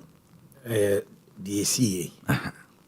The life as a human being. Okay. Assemblyman, MP, Minister, Deputy Minister, Minister, Vice President, President, and of course, do be dear to us. Akwatena nkyɛn asan ba bi the president yentimi nya bi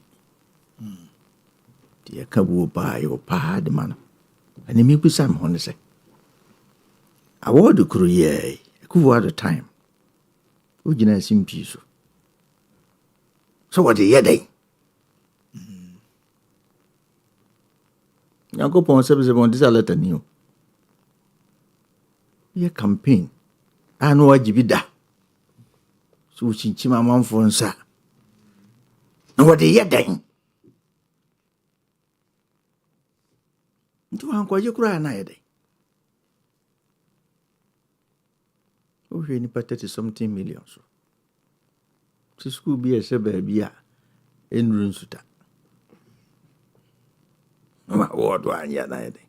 School by Lincoln. Aye. Make him to as a crew. Make him as a crew. Lincoln there's Of course, Nekasi and it's news to crew. But it's a whole city. It's a whole city. What Jenny D. In Sutan City. That be make a crew. It is a one quadia day, one quadia day. Unquia debia hubia.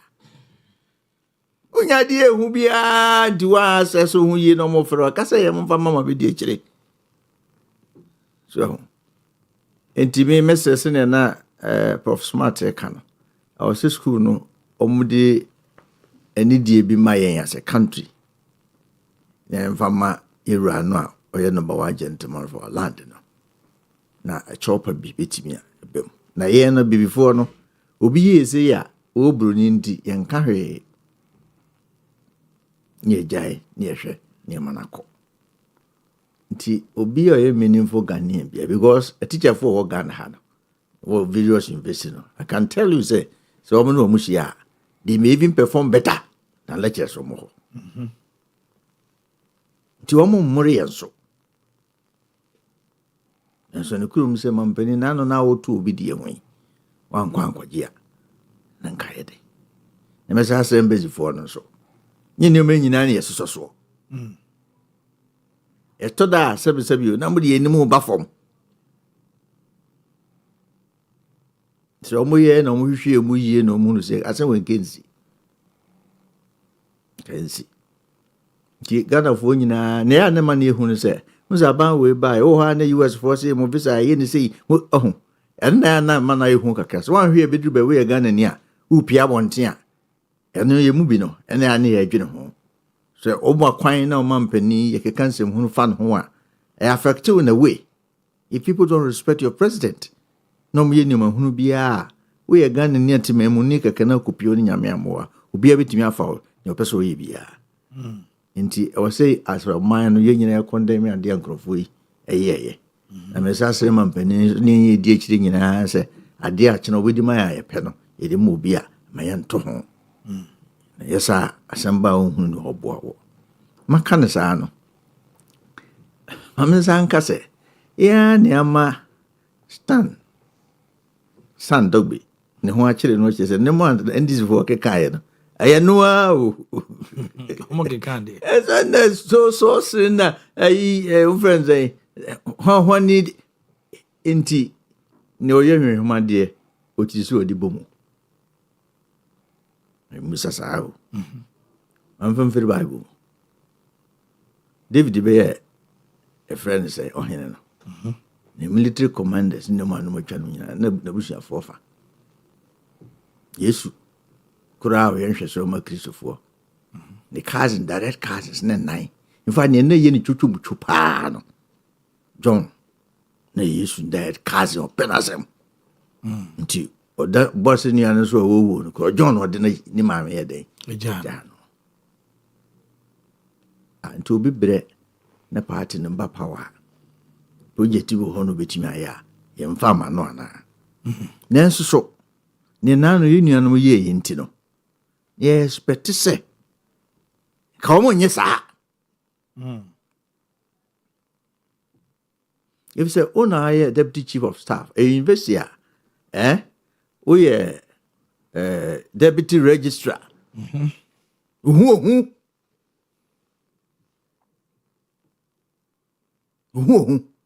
Nti ade ne ba woni ma dibie no awokosre a yebetimi adan apo na me kwa na me sa atwene party from say we chief of staff etua oka fuso yesi wo ho contractors yi ombo am wo ho e kom di nkrofo of monko anye greediness ya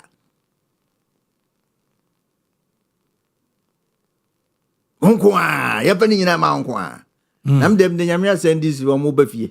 Ne omo ye nyina kyerɛ sɛ omo bafie. Wa mo na bafie. And this for bafie 2028 the Ghana for be kyerɛ omo sɛ omo o ha ne yesin krofo bi drodro da ho ne yesi. Na so santini ba nam. Ya padwuma man wa yina di. Ne sika na bedi wo hɔ. Na weekend wo ba na man bi hye ne botom no odi a. Wo fi so ka ho. Uncle for kana NDC yes stronger something. Wo be asi bridge. Wo ba wo nya hwe ne ne wo ha se oto so. Wo dem konkoni as. Wo drodro paper ayi to ho. Wo mo ma mbo afu mo. Bridge na omusi ye no. Obi asi o. Asante first. Innovative. Me se ne makodro ndi ato ho ne asi bridge no way. Oba ya wasi bia man. Me se nka regional minister kro opadwuma amampani ne 6 year muni. Ono a shase e wotimi awie no fa ndin kobo ho. Ebi ni ho in the Asante region. He never started anything and completed it. What did you start and complete? Bebre ena na minister ko kana no butwa keto bia omodi mi ane. Ni amodi aboso yi a omodu obi picture to ho. Enye ne yeye. Ayemo. Makabako. Asuma kabako. What you say? The issue on say but I didn't call ye more mama. Come on, Madam Mamma, my Santima, him for Nkoda any momudin. Now said to be or henny and boom as an answer to I any day. That's my boom above or him on castle. No for ho, Nina now ho, Nina Mamma, and to wait you a makudiako to boys in Omanhene your mamma. Obey you, Mamma and Eddie. 30,000 people, a stroke of a pen, ye you mean Eddie. Dear droning for Nanya. Me say, as Antimamadian, why was I say, we I didn't picture Babo Bridge. What's all secret here? All this year. Then 40%, but any bit you in Yakari. A man in him. Yeah, no, I'm a Kohini Cotina TikTok, no Bobo Market Omanye. Hospitals on Wednesday. No Bobo TikTok. Now Tafu Hospital, so we see. Ewie, Tafu. Tafu Hospital. Tafu a market. I know him. No, we. Nanyom na wi. Check the records. Atonsu market. Me say tie. Aya, friend says be na so hwe na hu no. Mon friend no mon fa document free came mra na mon hu what they did. Swasi market. Ni nyina MPP for. They started but they never completed it. The MPP number we. Ye ne be ni expand if Atonsu dey kwa dey na expand no. Go and check. Kejetia. Kejetia 44% but Phase 1, 44% of TI. Senior idea 90 something percent ya. Ya 2 baby answer na release funds or more. They say Kromu say no more yet. What you say? Nemeka sisu no say.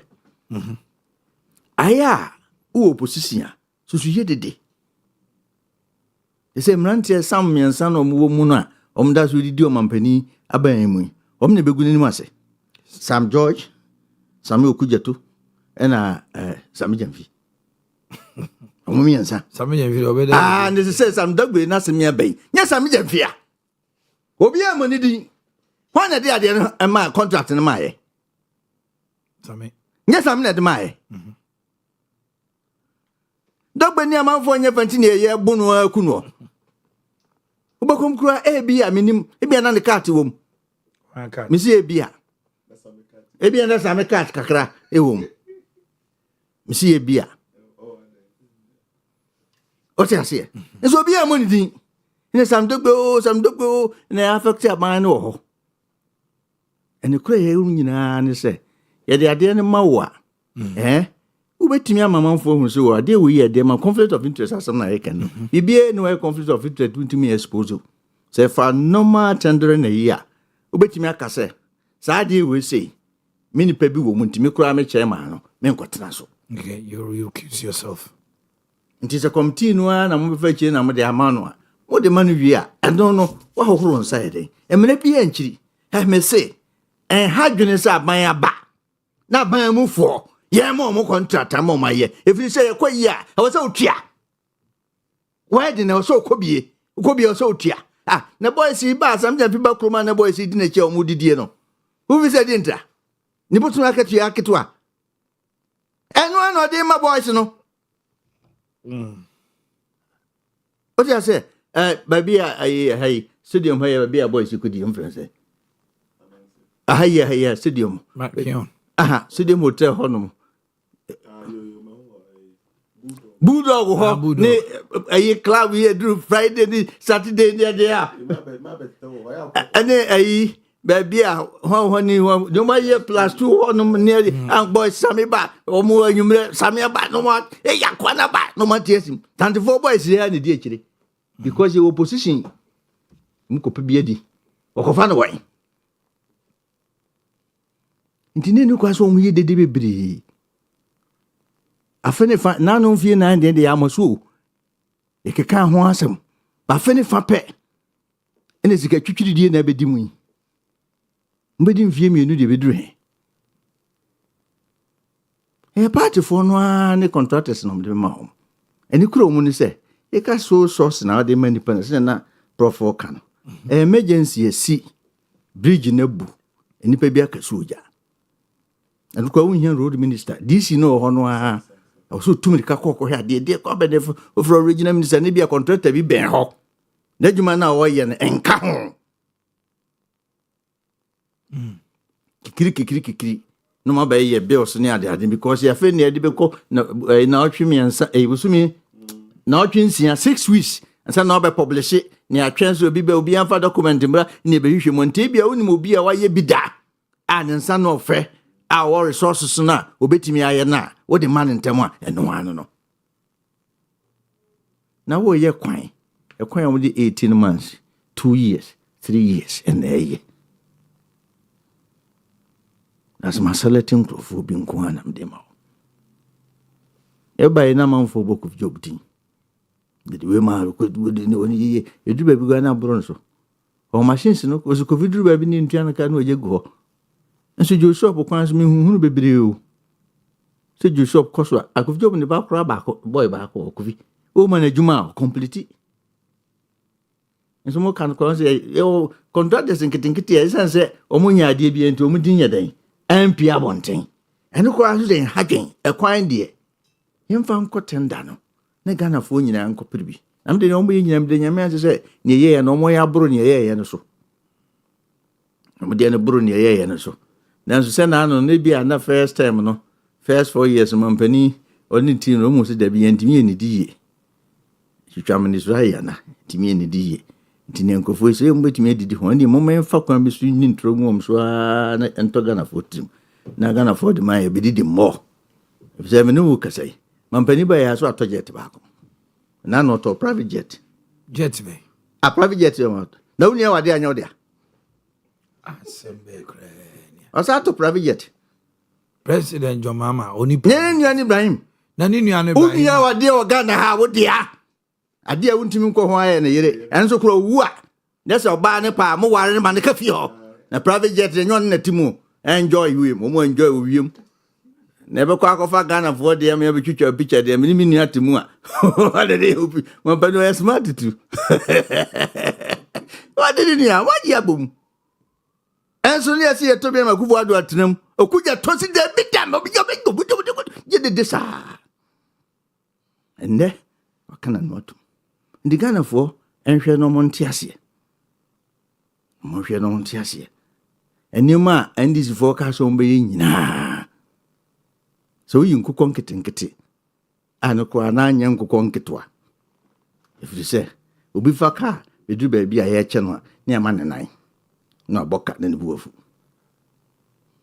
you were ready for food and job and people before na say and theirs ours was different uye no bibie ni mampani ka so be ya what me din saka ni 24-hour economy was a major campaign too akuwa de ka say free senior high kikiriki wa transfer o de yadwuma wasikokufuo me ba metu ayi boho na me de politan ka ba besim e de amamo ye na no e ba betu aketuye nim de akọ 7,000 na akuwa de sim o bi ye atija fo nko da mo wai mo ba allowance no na no twa mu ze de metua ye mo lance se mo de ye lance se exam se metwam o bi ye o keke kansem ni nyina o ba ni nyina ya mutu se kokufu Ariga say they never said they will cancel licenses. na record wenti record ni wo and social media and Tichirema ne mpro. Mampani no anaka me kwa mo bi omfon so. Nti omu say di ntro, nse se mbe pa church na smart kan. Mbe pa church so na no asem na kan tumi na ne penti ne de dada mo. But you know, can't we all polls are showing approval rating of Omanhene John Mama. Polls. Research that's come info analytics. Whatever to Ghanaians. Mese Ghana hai timi ye pool never na dane ni esu kikam. Amanga say be run off. About Amanga say run off. Joe Bian can run off. And yeah, but Musa dan Musa wani and I say one gase no. That's what I'm never know. One gase this no. What's some party no very unpopular with the youth and the swing regions very unpopular and national appeal is going down.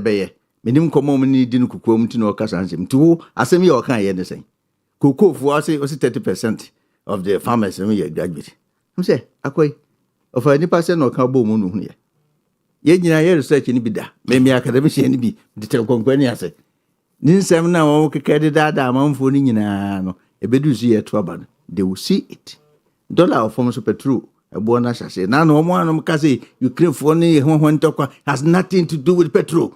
By the see also, my dean or home, one penny per sweat tribishum. Ghana for whom. To one monkey cricky, as I mean, call you a light boy and a Jan two man, you forget you who want to call my 25%, you for both. Even COVID time, I'm going to have you to Yomoka. Until no more can visit Ghana for air. And some more kind in a diatro. Trunk one on the Bajadian. The Bible says that you will know the truth and the truth shall set you free. Okay. The Ghana for whom you create and if I who did ba, I mean, two more for say, what can I be any politicians? And yet careful when we are talking, and yet out of place. So be a Juma, Nejuma no Yeno, or company binti, Yamani be. Thank you very much. Vincent, Mammy Jones.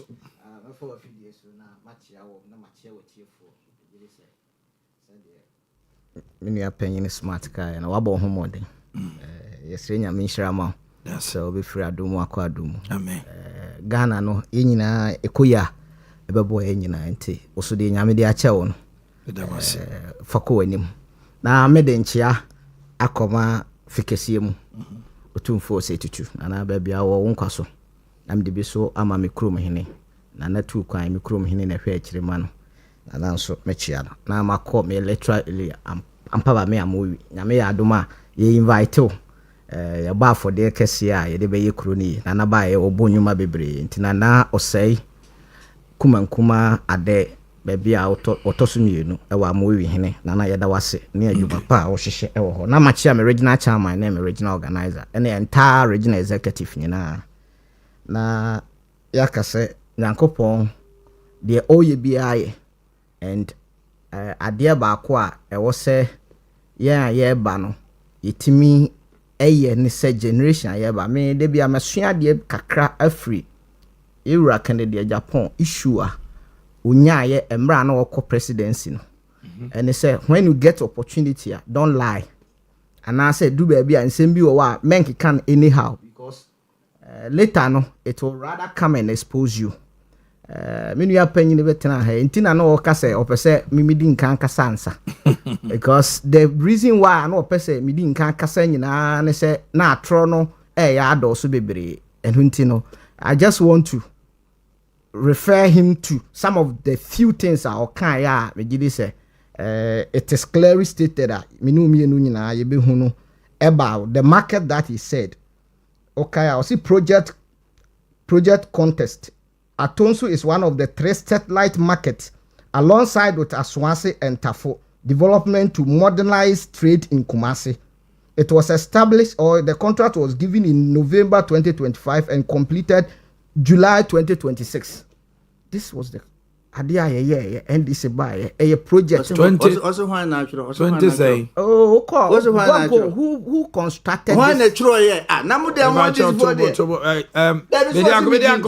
Debbie obi kas we din try hold it hold it and throw the obi the to me wakasem let's interrogate it ntim so bu sadu man because me din try ka asem ni nyina wie ye na me call Google na me bo share ho establish or who constructed Atonsu and Tafo market and it came out clearly and that was let me show it to you because I say anyway I just want you to read why it's so so near here I man can say about me a liar. The rehabilitation of the new Tafo market in Kumasi was planned in phases with significant development efforts ongoing as of 2016, including the construction of 568 lockable stores and a car park. Earlier, a separate 80-unit store at New Tafo was commissioned in July 2015. 50. So and you know, that time it was commissioned in July 2015. Commissioned. Tafo new market. Commissioned. And commissioned. Completion. Now, Bebacho, where do you establish Debbie, where do you establish the commission and the completion? You are telling me, sir, it could be commissioned, but it was not completed. Yes. Who commissioned it? But what did I mention? Well, if you say, sir, it was completed by your party, when was it commissioned? Also 2016, July 2015, and no commission here. Ghana, you can't commission, and I just say, it is you are giving us another angle, sir. Though they came to commission it, but Omanhene, why did they do that? Because 2015 was not election year. Election year and almost 2015. Omanhene can't be English master. Or say,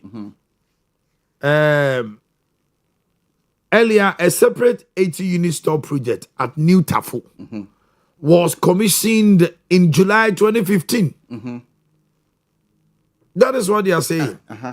The rehabilitation of the New Tafo market in Kumasi was planned in phases with significant redevelopment efforts. It was planned in phases. Yes. In significant redevelopment efforts ongoing as of 2016. Meaning, say, 80-unit store project no commission here, but the whole market no as of 2016 no munye. I agree with you. But what did I mention? The other mama came there. There was an 82 units. Or commission 82 units, But the whole New Tafo market, it was ongoing. As of 2016. 2018, we said, I told you, dear. That's all, man. Man into us. Don't interject. Even to get the idea to even establish the market, you don't even have the idea.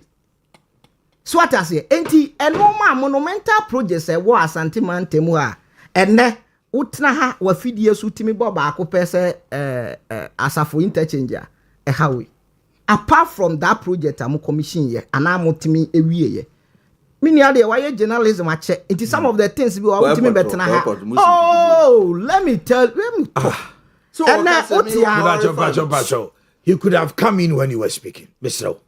Sofola interchange manin kanasem na Sofola interchange when Omanhene kasa no flow we are you can have some time but when interjecting now you so then you are kokra please allow Sofola interchange so kasa credit here you credit both party because MPP shall say my NDC be no style ebe toaso and benya enunti no dia koso nyira kire se muni bibia na muni single project mu beti bia forward piabo tibia betrasi ana utimi na sa emra yes static KJT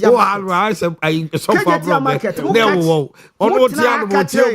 KJT market mo man maso na mo man maso kire it take the bold decision of Yewura Kodjobonsu mo ko se market women no achi ene Yewura Kodjobonsu nam ni ndie ne otumfo mu ba mu epa adwadifo achew amane ade we abesiwa na osa betena radio so say bedi tro say KJT if video ja no ho ma mo kakra na yetumi ye ya yeja ne ho maam no phase 2 no kra no besi na mo antimi anwe and you expect and na asante man kra de me ya na metie MPB so mu kasa kra na me ra ho because even obi na yento aba kese ma no wa ye kakra ma wo na nka wo de nka wo manfo ho dwini wo mu na wonim se Kumasi is the heart of MPP no phase 2 no nka wie ma ye enye wanim guase se na obetena fidie we so ebeki kansem we eno ma bebre na muja no ho ene ye mo pachew se ye wura John Dramani Mahama embe de behwe nyama mukotena nkra mu refi mu krom mukotena nkra mu refi mu krom ene interchange ne ho nkro no ba some of them mo ye mutimi bidwene asanteman ho na me de bia me kasa asanteman e wo se ye mo ye punish wo mu for long se na be ya omunya opportunity ni bie mu a ombehunu se omu also omu ye de omu kai omu nchi enti ye basra mu baby a yaduru no ene oman na ye buo no enye sansem we ena obetimi akeka ama obi aye da tie because some of this no entina me some of the comments bi were ba I don't go there because ukomu bebre a wo se nipa abufuo because se nipa abufuo enu ntimo de man tumi anya no except asanteman ya bufuo se mo sa betena se wona si asonase ena wo betimi si asonase market wo betimi si tafu market ade na ne wo de take President Kufuor out and Yewura Akufo-Addo ade na wo de give me one am betimi de mo say sisu a eye monumental you don't have mo betena ha let me continue on your opportunity so what I say mo betena so man tira nya bia eti asantema de abufuo akotena kira afa mo betena ha na mo beto ayampia I think sir let me come to the main topic na ye ka ho asem concerning Yewura Standagwe issue ni I think say ye nyina no school kakra nyame eni nimdi anyankopon ema ye nya na ye school ye sua ye company say wo company in one way or the other say obey state man I can establish my own company say tama na me accountant wo me hospital me wo hom kwan say metimi establish me company to buy items at the amomo but then time I me be director of finance because of conflict of interest in me yi me hu free because the moment I will be caught into it, a be conflict of interest. So there's way of defining the conflict of interest. When you become management member, you have to withdraw. Even if you have the company, when you say obetimi business no nkron ban e wo se wo yi wo ye dey efrim because when you ho amfrim dia asem bia ba ye betimi dia show because have you done your checks to confirm say correct no Ghana Limited Sandogbe is no more a director? Yes. My checks are here and my findings are here. And then your friend say the PRO to the gold board, Prince Minka or something, has stated it clearly. Actually, say we're eating what through. And even it's not the first time this thing is happening. When you even go to data bank, Emra can Oforiata Obaba finance minister. The data bank. Oh, you know free. As an executive, what you say? It doesn't say I'm running my own coin, say, and I'm running my own coin out to me. You day. So what I say? Answer the Antusukune. So what I say? And I'm running one Ghana. I was say, yeah, where defined. Statement. Yeah, air questioning and say, Nan wasn't binti. Sana tia dia yen crucify na yema obi hunya tan ne yen kase nipa no oye bambofo said ye nuate a okay. Meanwhile you know say ade we enipa no wayi ne ho ayede afrimu the company and as a company no cry the two company has been merged and over the year there ekoje sa contract etimi nuanom ye besra mu and you know when you talk about restricting tendering it's quite different from sole sourcing. When you look at the Public Procurement Act, Section 39, it gives you clarity. But as a metia and I mean, some of Mukanyana say, sole sourcing is different from restricted tendering. Because restricted tendering, it gives opportunity to few, but it's not one. Sole sourcing is one particular person. So what I say, enunti adia akosono, bia na no asem binti. And I nuanom pese for the past last 1 year and some months NDC buy adeɛ bi anu a yɛde yɛ ho ahyɛm a ɛyɛ adeɛ a yɛde ɔha bɛbrɛ ɔman no anaasɛ ɛde corruption issue eti once this one has happened anaasɛ wei yɛsi ne deɛ ɛwɔ sɛ whether you like it or not yɛ hete hɔ saa ma Ghanafoɔ ehunu sɛ NDC buy ɔma even granted say so. You people, when you were in government, you were quoting in dollars. Mum BBI was in dollars. Inflated of Bank of Ghana, dear, it was 230 million Ghana million dollars. Mudiko 261. As this also Kevin GVG $175. Boss standard $2.5. You people were quoting in dollars. So what I say, and I will be a background granted class ACD. How do you even justify that? So what I say, and even it's not so. The PRO to the gold board has come out to explain because what I am seeing from them say they shift from one pole to another pole. Because when they came, they started say contracting your source sourcing. Later, any approval almost say it was not so. And almost a safety course say your friend say Western housing I'm almost certificate. So it's another problem. And yes, the document as I bet you say Western housing was has provided documents to them. After ye na after the poor no nyina say your friend say stand up and I am fan ko to na boboan. Abrantia no ayam dey. Miniano I am PP4 Abrantia no ayam dey. Because of the new mapa any advert or running on the station any branding or the man NDC look attractive war Ghana na santimante munakane upe NDC atare krasha na unya binse na untimi nse na oye mane ye fe ni e opposition ya branding kra feche mu de eti mu hwe saa no ma we a watimi aya ama party no aba power ne de a ene ye wo se ye de ade no koto na aboboan na yetena wiase na yekoni sei dia na kyese yenye yadwene se yebe ma oman Ghana no ayede akoyenim etimese ye nuanom se opportunity amwanya no omunye constructive criticism na omuma Ghana for ehunu ba bi kura omoye etimi for them to send it to strike I believe say is good and that is how we should go because sadie bi wo na won tiase a you should go for clarification. But ye mu bi owa ye de enim say ade omu ko no the truth will surely come out. And I don't want them to say ana me pese omu sa be kase strategy no e the report to buy no enye no kre omu ntiase because unim say strategy for the report no ba na onyi ntum dia don't send it there. It now mudia quality say you have confidence in them. You have trust in them. You have bibia mu bia mu ogidie wom. Enti Omanhene ye betena wa fidie so. Minim say ye dan ruling beba and findings beba. Ama ye hunu die wom. We want to tell our brothers say nyame ya adom na findings no sa bakrim because omo do nyi research ni. Na omo betena minim say me nua panyini ana me teacher Professor Sapon kai. Wono lesson time oye push. He said, MPP will win. No. What I say? He gave them some percentage, almost 56 or something. Hey. 50 something. I think I know say. What I say? Anything yeah, the prediction by yeah NDC. We took it say na or my who say you bet yentimi the area.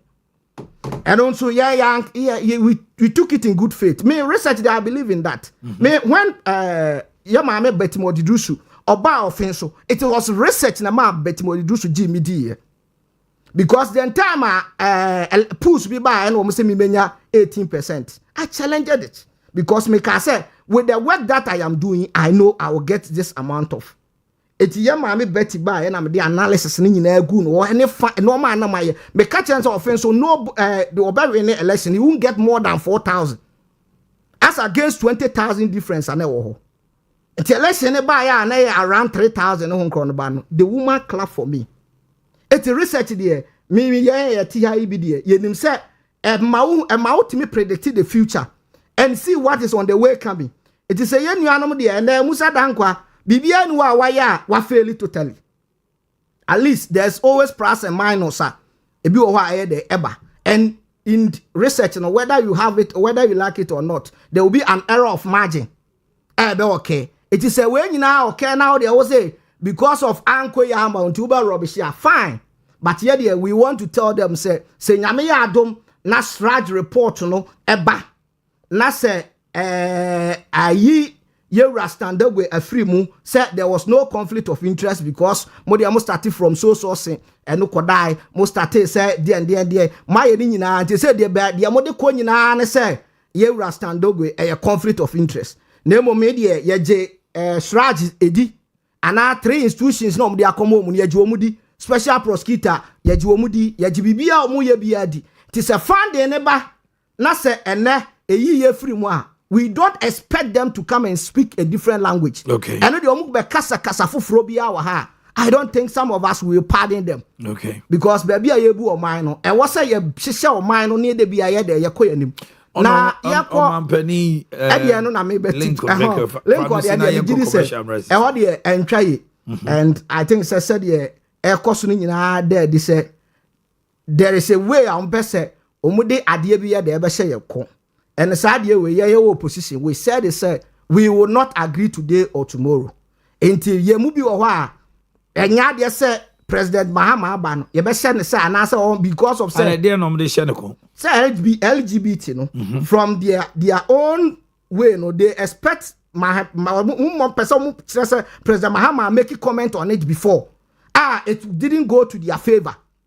It's because of say and no anko mu favor no. They expect the president to either say because per obi didn't come about a chile no free ban ya hwe achire enhwe animu because a chile no mu hye nyina na say sa intimidation we nyina be ma President Mahama abohu na bia going forward e bia wa ya na adwene say na yes na tie dia and ye beje mra na ye de atum. But in Ghana here I'm not sure. Says idea way ye mu bi o wa ye betima betina radio so say ye beji atum because traditional even all the 3 religious bodies e wa hanyina no everybody is against it.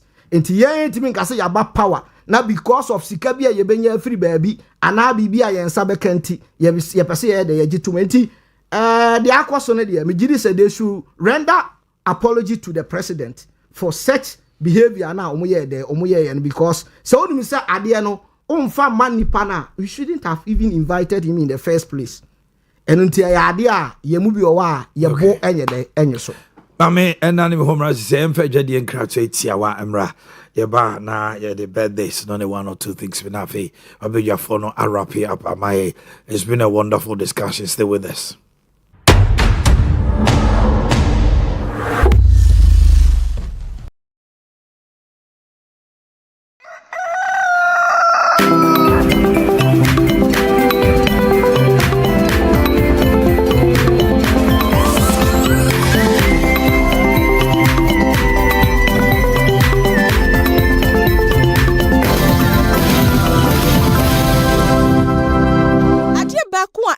Owia si ene sa ope sika atre wadwuma mu anasa woniema begu pot na wonya sika mfa nkoyie na adane wadwendwen eno nti na wo se wonya sika krabia obeboa mu wadwuma na atumpon Dwabinra Bank PLC ene wani daso yen asampa loan ewo homa wona wo pebesia ai import won niema ana woton auto part wotonton cars eniema hoduo bia ema moton tuma ana entade sa akwanye wo homa obibia se obeba Dwabinra Bank na oni abehwehwe nkomo na yen asampa loan die yenyi collateral yenyi commitment fee die wo hia your application letter ye begina so dana ede loan ama wo interest rate na ekituwa bi obapa loan scheme ewo homa emergency for makam ho abom se ekuo na mo recognized institutions na mo pese modwuma enyini kwosro eno ne qualify mo tumbaji loan na mekai wo say interest rate ni ekituwa bi your savings account current account microfinance shares susu dachinti investment group loan fixed deposit any de kika ho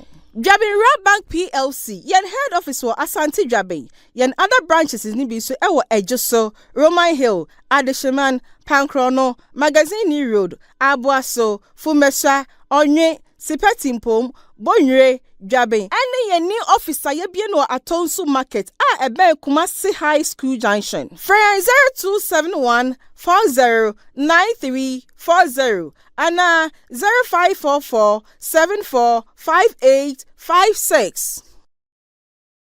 My name is Pauline Otro. As a mother, a musician, and an actress, keeping fit and staying healthy has always been my priority. It's been said that water is life, and I love life. Tell you what, drinking clean and healthy water has always been part of me. You know why? Because it keeps me young and healthy. Let me introduce to you water that has been taken through proper purification by Obibini Black Man Company Limited, with their highly skilled personnel both from Germany and Ghana. Equipped with a modern state-of-the-art laboratory in a clean and hygienic environment, approved by the Ghana Food and Drugs Authority.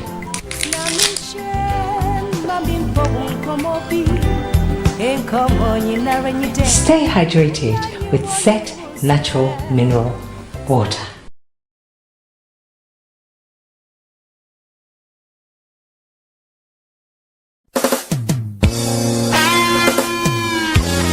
Omanhene Yaw Adu-Boakye, Ewurade Akowa, Ewieyebre, Otune Safra Food for Talks, Adehyeɛ nyinaa, se March, Ewurade, Onemo appointments.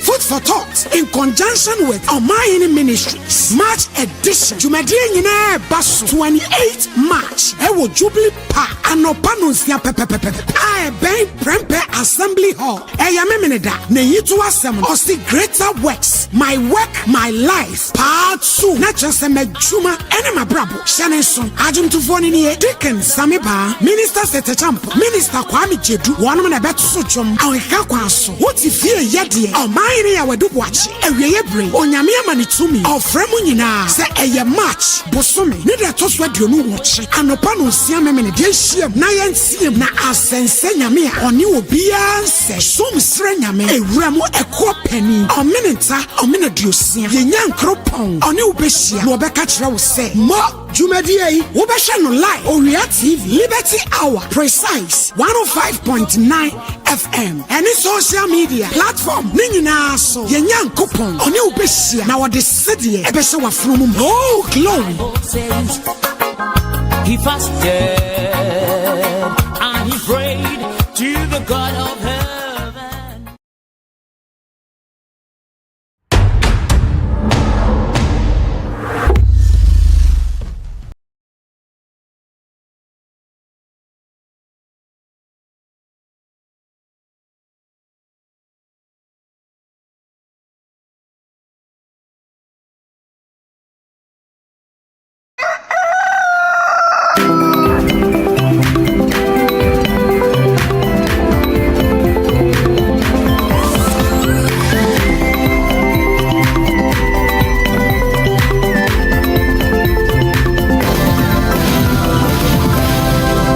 Ghana card. If tomorrow I decide I want to do a Ghana card, it is my Ghanaian passport I will take to the NIA. You don't have a Ghana card? No, I don't. And I've not registered my SIM card. You're not registered? No. And that's why I said I was waiting to see how on the 1st of April my card would be deactivated. I wanted to see how that would have happened in this country. Because you see, it makes absolutely no sense for you to see Article 296 of the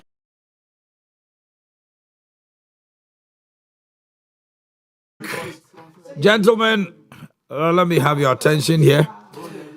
Happy birthday to Judah Owusu of Agogo Lightview International School from your mom, Madam Vida Anima, and the entire family at Agogo. Francisca Boa Bonsu, aka Mami Sewa of Kintampo. This is coming from your brother Berry Madro of Father Bronze. Equia Moda Sikapa of Worcester, Massachusetts. Equia Moda Sikapa of Worcester, Massachusetts. From your lovely husband, Ogawan. So, Equia Moda, Worcester, Massachusetts. This is coming from your... What's in that day? I need to know wishing a birthday. Now, day. And a picture on the audio. But I in picture na Diana. FN Federal. I said me am case about man can. Debut now. So question obusan am say picture na Yodia. Say ni kun de to man. Ah nipa no da ho so no oye ni kru ni dia. De wa ye na ne fe. And was in phone in the personal property, we private property. Honorable, oh, and you be on mom say personally. Personally. A yodia. Oga one. Berano have you. Oga one say yen country a queer mother sikapa. So man, happy birthday. The upper so can come on. Amen. Amen. Happy birthday to Daniel Dia, aka Kofi Yesu. From Penny of Owia TV. Nice. One of our wonderful newscasters. Penny. Oh, yeah, dear say. Okay, news, papa. There be on you on one. I wish you a happy birthday. Aye. About do me no one near Numero, Siana, no pa. Me news team no jai. Yeah. Me news team no. I join ya con, ya boama, or pambo. Penny. Oh, wonderful team. Gifty Mensa. A.K.A. Nana Ajua, a teacher and a fashion designer of Accra, from Mr. Walk of Sompa. Mr. Ade, a friend of Mr. Walk. Also, no why. Aye. Mrs. Gladys Kwache, this coming from your husband, Honorable Kwame Kwache, former presiding member, Kwada So, or say, Odopa, or Trinkwa. Barry Makofi Mensa Mwakon of Nursery 2B APS. Amekom. Today is your birthday from your parents, Abna Endima Amwakon and Kojo Cheya Mwakon, head of IT, Kumasi South Hospital. And then to my grandson, George Owusu Ansa of KNUST. This is coming from the former director of communication, New Patriotic Party Ashanti, Kwesi Chei and the entire family. Kwesi Chei Nana. When you fie saying, oh, dear, no. Kwesi Chei Nana, no. Rami for way in Cham quickly enough, a memorable for Honor and wrap here. If you have been Ra Bank and you fear the 9 be no Ewa Bank, 2023, they were judged as the best Ra Bank of the year. In 2025, all the way Kuala Lumpur, Malaysia. They were giving award for innovative and business development 2025. And until I said, what they will seek to Jabira Banka, it's a safe, secured. Yeah, the shares are bad. Just ya call a Jaswa, ya turn your shares 50 pesos. Send your mom for see to now, but to shares CBA. Edium Fasudia now, Benya. Dear the kind annual general meeting, now banner a dividend I jai. Shareholders CPR city and so you get high dividend income. The Tosubio, it is a lucrative investment for wealth creation. Te oba obedia dancer say obi jina usika. Afe obi a ye member and our shareholder no. Ye needy by brilliant student scholarship no. You qualify. E bet me ampo. Afe ye wo fixed depositor. Year 3 months, 6 months and 12 months. Who sika bi mu duo opese wo de to baby a evan ko baby a fabra Jabin Bank PLC. Your negotiable rates that is open for large amounts. It is maybe sika near 1 million Ghana cedis and now 500 5 billion. Oba you know trasi ye no adi nkomo na watch sem pamcho. Sika we am de beto ade me pay interest with this percentage yes yo ne at pressure amount. Your investment with us is secure. No market volatility. So you can be rest assured. And we have attractive interest rates. So, NUT and over to me out of sets now by going on by dialing star 389 star 984 hash. Star 389 star 984 hash. And now be fresh 0544 745856 0544 745856. Afi obanum supadia ayezet natural mineral water. Obini Blackman Company Limited na din so ya ba. Ghana be bia opebia no an say wafre 0244 620294. 0244 620294 and now 0208 183018. Kumasi Breman West, Yawaho, Samson and Cry Atomic over here. Mamma, my baby, 5 minutes. Eddie came from you, Penny. Now, if there's any other issue you want to talk about, it is allowed. Yeah. Research data now, flow them say usually a free Musa Dankwa Hongkwana Eba so far.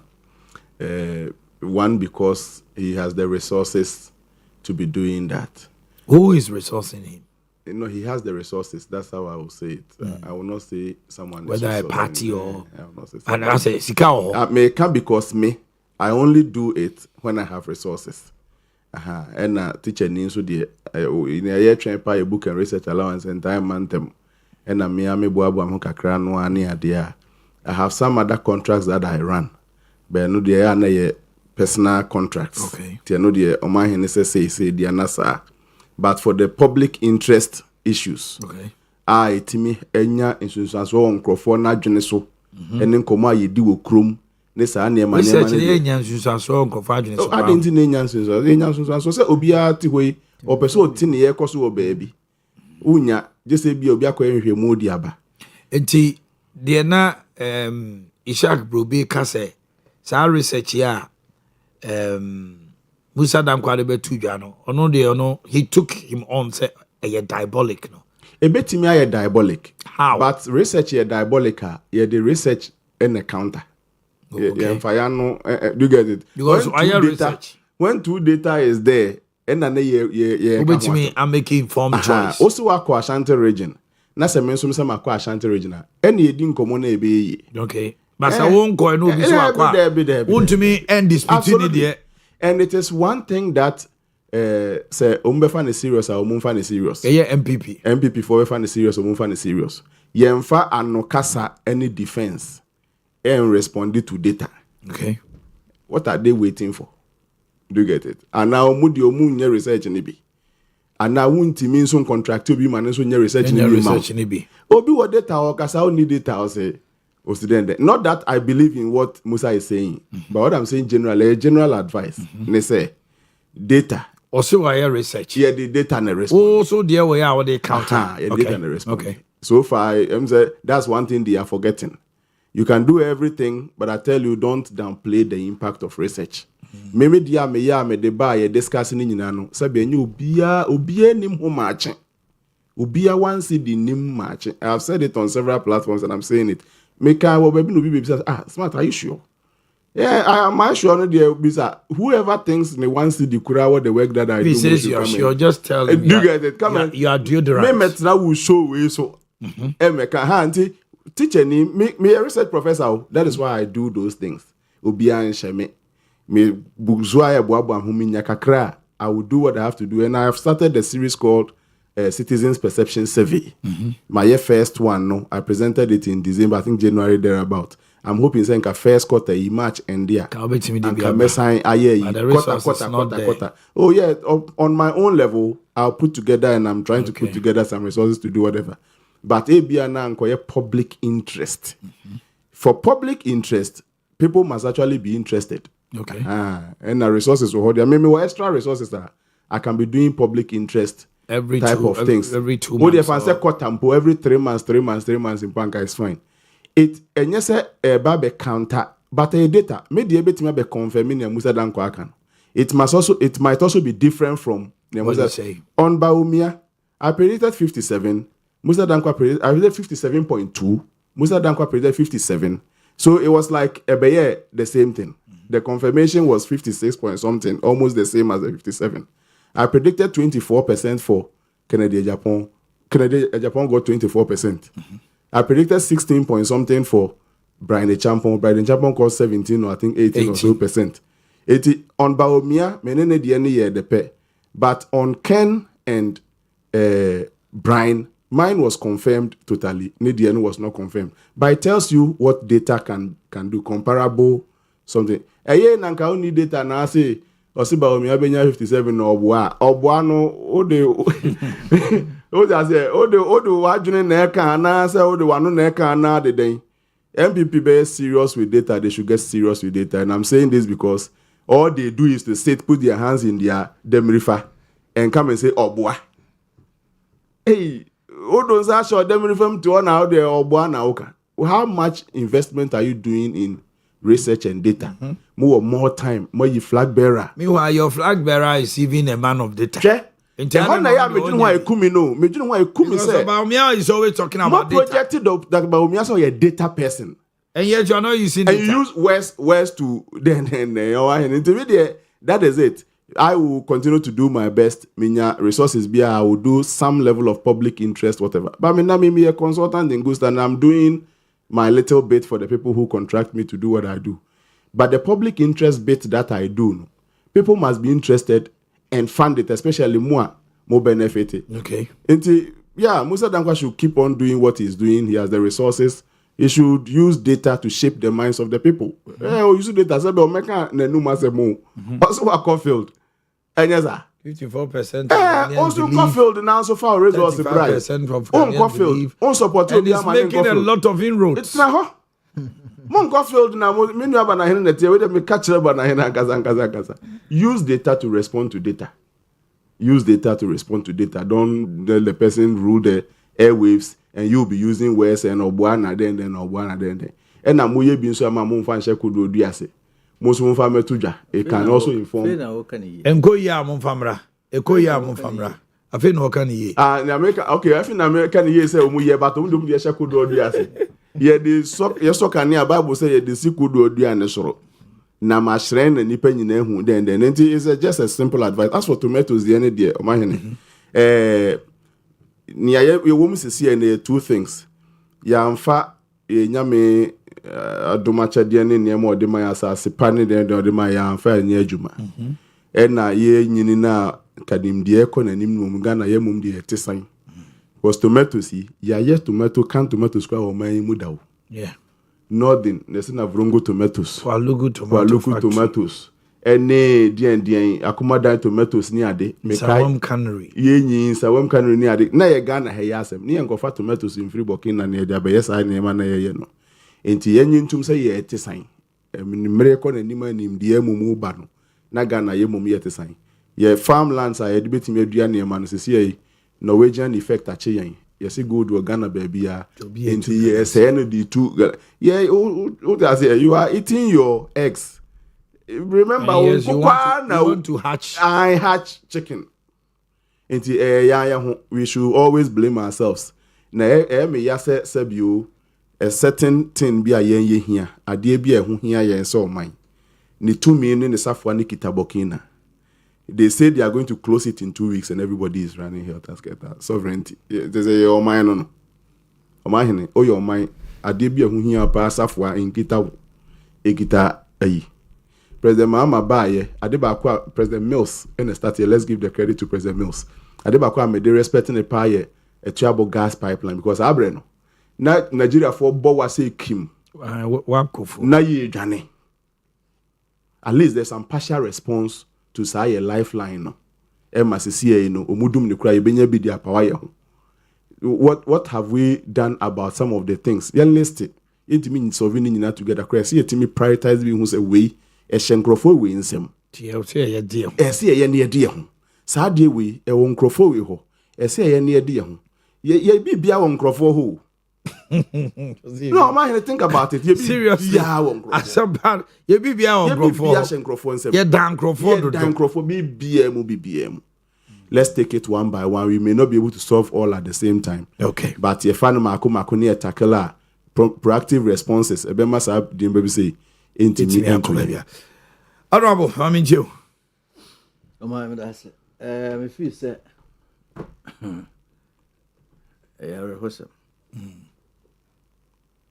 say, I do not want bro.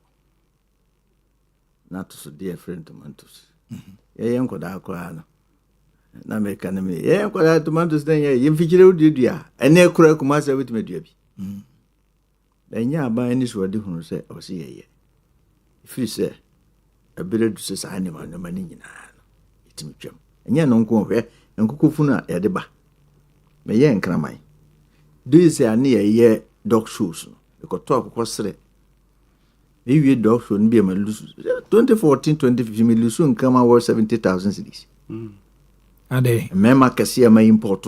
ade ne ekunwoma bona kokoro no sra ade na me de ma se ade na de wo hom no ko ne chim no maro no mu abrofo no mo nwi maro no omo nwi dompe no na nkrama ya we 6 weeks ewie doctor na ben nkrama we ana moja free Nigeria doctor bi no say ine de won na ye ni panenti no kokko yo ya na waka na ya modru da ko ekunye yebetima ye nkokko 24/7 na mampani di ba ye osin kokko nketenkete ko ana ya mafo yebetima ni aburo yehuni ntia amemi disis na obetima dua aburo 3 times na year na import aburo na Lebanese fu year omo ye business e ko fa mo frita wine ni achro Ghana rice e ho ni ego ho na mo intimi nua bi ha tomatoes na na ekwo sire me say asase da ho saa kwa na Burkina Faso fo be yi omo ne mafiri ye port wa na ya soja fo di omo chi adoma koduru no mo so aba be gide ko no matter say ka say oni mo ho akire bo sabre de emo amo me feel say within the next 4 to 5 months abaye na dwene say tomatoes ye ya enua de in fact ahokire ba na o say ni power down ajeda 111 na de ba here covid intra we never thought say the hospital be ba covid ni ba enti eni hunu sa bibisa enti me feel say tomatoes ni de e de ahokire ba but mampani nso ni nua na nadamfo a friend say head of state no wonene nkasa because ye dom no enye saade a Ghana fo ye boko ba ho beduru ba bi no na eno so amwa we komkukum ye nkrofo na no ye ente ho asem bia na msa akasa mu ni dwade a na mo badi bayi mu ne ma fa ha no mo kwako yi obne ma fa he ko de vu ana sa he fa eno ne ko fa ni nyina ba yo enti ye mi fi se sa ne ma wo se hwe na ye kan ye na me de ma sa mo ba wie no na me nua Honorable Vincent Kufia Sare be diakon mi papa di Vincent na nka ho no ka se stand dogbe or the station here juma pa di NDC for the man no man ba power and the polling station for and branch for munti ni yo mo juma mo ye ne mfa so bie ni so tina kom demo e the contractor kese 11 million de mani pa ba ko e tia ne ka busu mi o because the name nka me yakasa nka nya hwe na me nue na akire me mu pa the branch executives any party for am work from ho muntie ni yi o na mo nwene ho se mu ni sika mo do be sponsor party nti wo mu didi jamo mo mani na ho if se wanka se utrimu ye yi bone na me nua MPP for so registration me anyire ho ne nyine yie ne amanfo nkasa project ya na ha de kwan omu de NDC for dom 32 years in aban etetu ye de ho asantman wa enyeye ye kan na no nya 700,000 e ha a second highest in the country so mampani ma appointment no o ma appointment o Ghana ha no me nsape no de ba ha the second highest vote omu nya e Asante region 700,000 o chicha kwan ya no ma 3% ne de nkwasiafo o chicha kwan ma say 3% ne sko ma nye ense mo ni mo ba ka so be gina oba o se koko metu so wate so atichafo ebetu marketu mu no am 9% kan ya to kan mu 28% ne aketu mu ya to mu 9% no maka manu atum akubu ado mo 25% na manfo mi nim ne esi oman mu e de na esi oman menti ase so bi ankasa ye de pa ne abua Ghana for covid ni ada mampani ka se covid ni yi ndie mfa mamu ho ogodu international community dia o se fa mamu ho obafi o se mfa mamu ho and they are when you contact quite 2 weeks pedo ngene hope gidi petrol ni yasa si epijam na be ka se minti ya pesika akọ agu ama beton adi wonche ba bia disika akọ no ko ye usu buman Vincent oman minti akonya odi ama me efa tomato ho na yem de pa because ma enter into it before tamana mo wa komanda on say me ye adwuma but na me partner with individuals na ye bi my dear woman nyina ne said the only challenge nyina ye nso the only challenge e dua tomato ayesu nyina ye nso oba ade nso ache ye nso akese wo man Ghana we enti akire se me de edu ba bia you have to be a statesman Yɛde soawa ne yɛde agyaw. And there is no vote ubenya se ubetimi aboa ama Ghana. Yes, yetimi atwa ana etu asi se yese de yenko bokin ana yenko baabi nkofa tomato biem. Ade we ya there's no way you won't get vote. Until let's find a solution to it. Until you before fidie so na ayama to Ministry of Agric. So momwa. At least if this one policy no cry yetimi si anoa, you will get a certain masses. They will love the party and come and vote for NDC. And I will take it say, I dare challenge a woman because we are no bar. Who could we are not do Maconi in toast in Yabi. Now, co plantia, who didn't so good as here and opana I didn't so be good and you know now Okono. Unkona we are not bonnet soon unkona in Nasi. And you once a near Watana no pani and you to unkona we are not born on ordinary. Tienra nyumre na wo nkosa ukọ water so no na ni nyina ase it means say senka baby so akofa nsuo na na wo de ba na emuwa it can say o pipelines bi wo mu a at least air petrol obetima aguso anopa wi anyumre ama ade na yede agina enu nti eso batenso sa ti yebestre ministry in charge of food and agriculture said this is the time because yenuanom atimi ayede a we are also capable on our own. This one there, you better say say once I bet that you put on there. May I believe in solution. When you are a leader, it's not about talking, it's about solution. We should deliver on this, on tomato issue. Nenya once and for all. Because yeah, the end of the day, just here waiting and soon. It is normal. Say what shall akuma dine in the enclaves. Ada ye pay ye season ye monitor so ada nsuo betono. One way akwa unya akokoba kra ofie. Everybody is going to plant tomato anyway, and it is the only challenge. So, there should be a way. Yeah, like scale of preference. No, yeah, man, no, maybe what's up by now? Ye free maku. Na ama o mine no yetimi akoyanim. When you come here and then from generation upon generation, government upon government, now we discuss this again. That challenge, it means we are not serious as a country. Thank you very much. I think we should have a headway. Na yentimi mu ana mini asi mi twa ntro na mi twa say me system doge ni ho ahinti se bo NDC nti ena omo ye ne sa na. That was what I said. Inti mom betna be ka say grassroots no mumu didi ja omu no. Ukoye MCE ukai omu. Ena now betna che dia uka ho. Madam Penifwase, Professor Smasapon, Senior Research Fellow KSTU.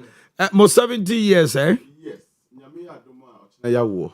Echina yawo na activities na shase. Ponso na nkasa ye memene de ya. So the Chancellor, Dr. Adokufo, Asantuma Ura, any penifo ni nyina baby. Sisi ade, o say. KSTU, what? Chancellor, Vice Chancellor na yo Vice Chancellor no Chancellor there. Professor Smasapon, research for senior research for KSTU. Honorable Kojo B. Bedia, former DC, and Vincent Asaribidia, Ashanti Regional NDC. David, on the cover here. We the committee na down no menka committee no we dey me invite but first invitation there is still active. But your memene da if you ada na memene da Kumasi Technical University Omanhene say na ama me akwanya am penifon de bebre me nua Vincent so wie wo ho ayi openi Dr. Samuel Fosuampofo onu cry old student of Kumasi Technical. Kumasi Technical. O just say Omanhene Kumasi Technical University product. Oh my god no. Wa fa ho bia no yehu say wa jada. Me esie o. Yeah. Empenifo bebre. Oh yes. And over this weekend, Enra na ye kra de different o kan polia ye exceptional polytechnic university the whole Ghana universities ni nyina ka bomu a ye to so 4 universities ni nyina ka o kan KNUST, Legon, UCC rank ni nyina ka bomu no 4th mean, yes. Who call university? Who call university? Me. University of Ghana. University of Ghana. I was from. I'm first year. I saw brand TV. I was phone son and we are so say iPhone. I University of University of Ghana. But I hear you, Papa. I was your friend. You see her. I don't do it. You don't be here. You cram.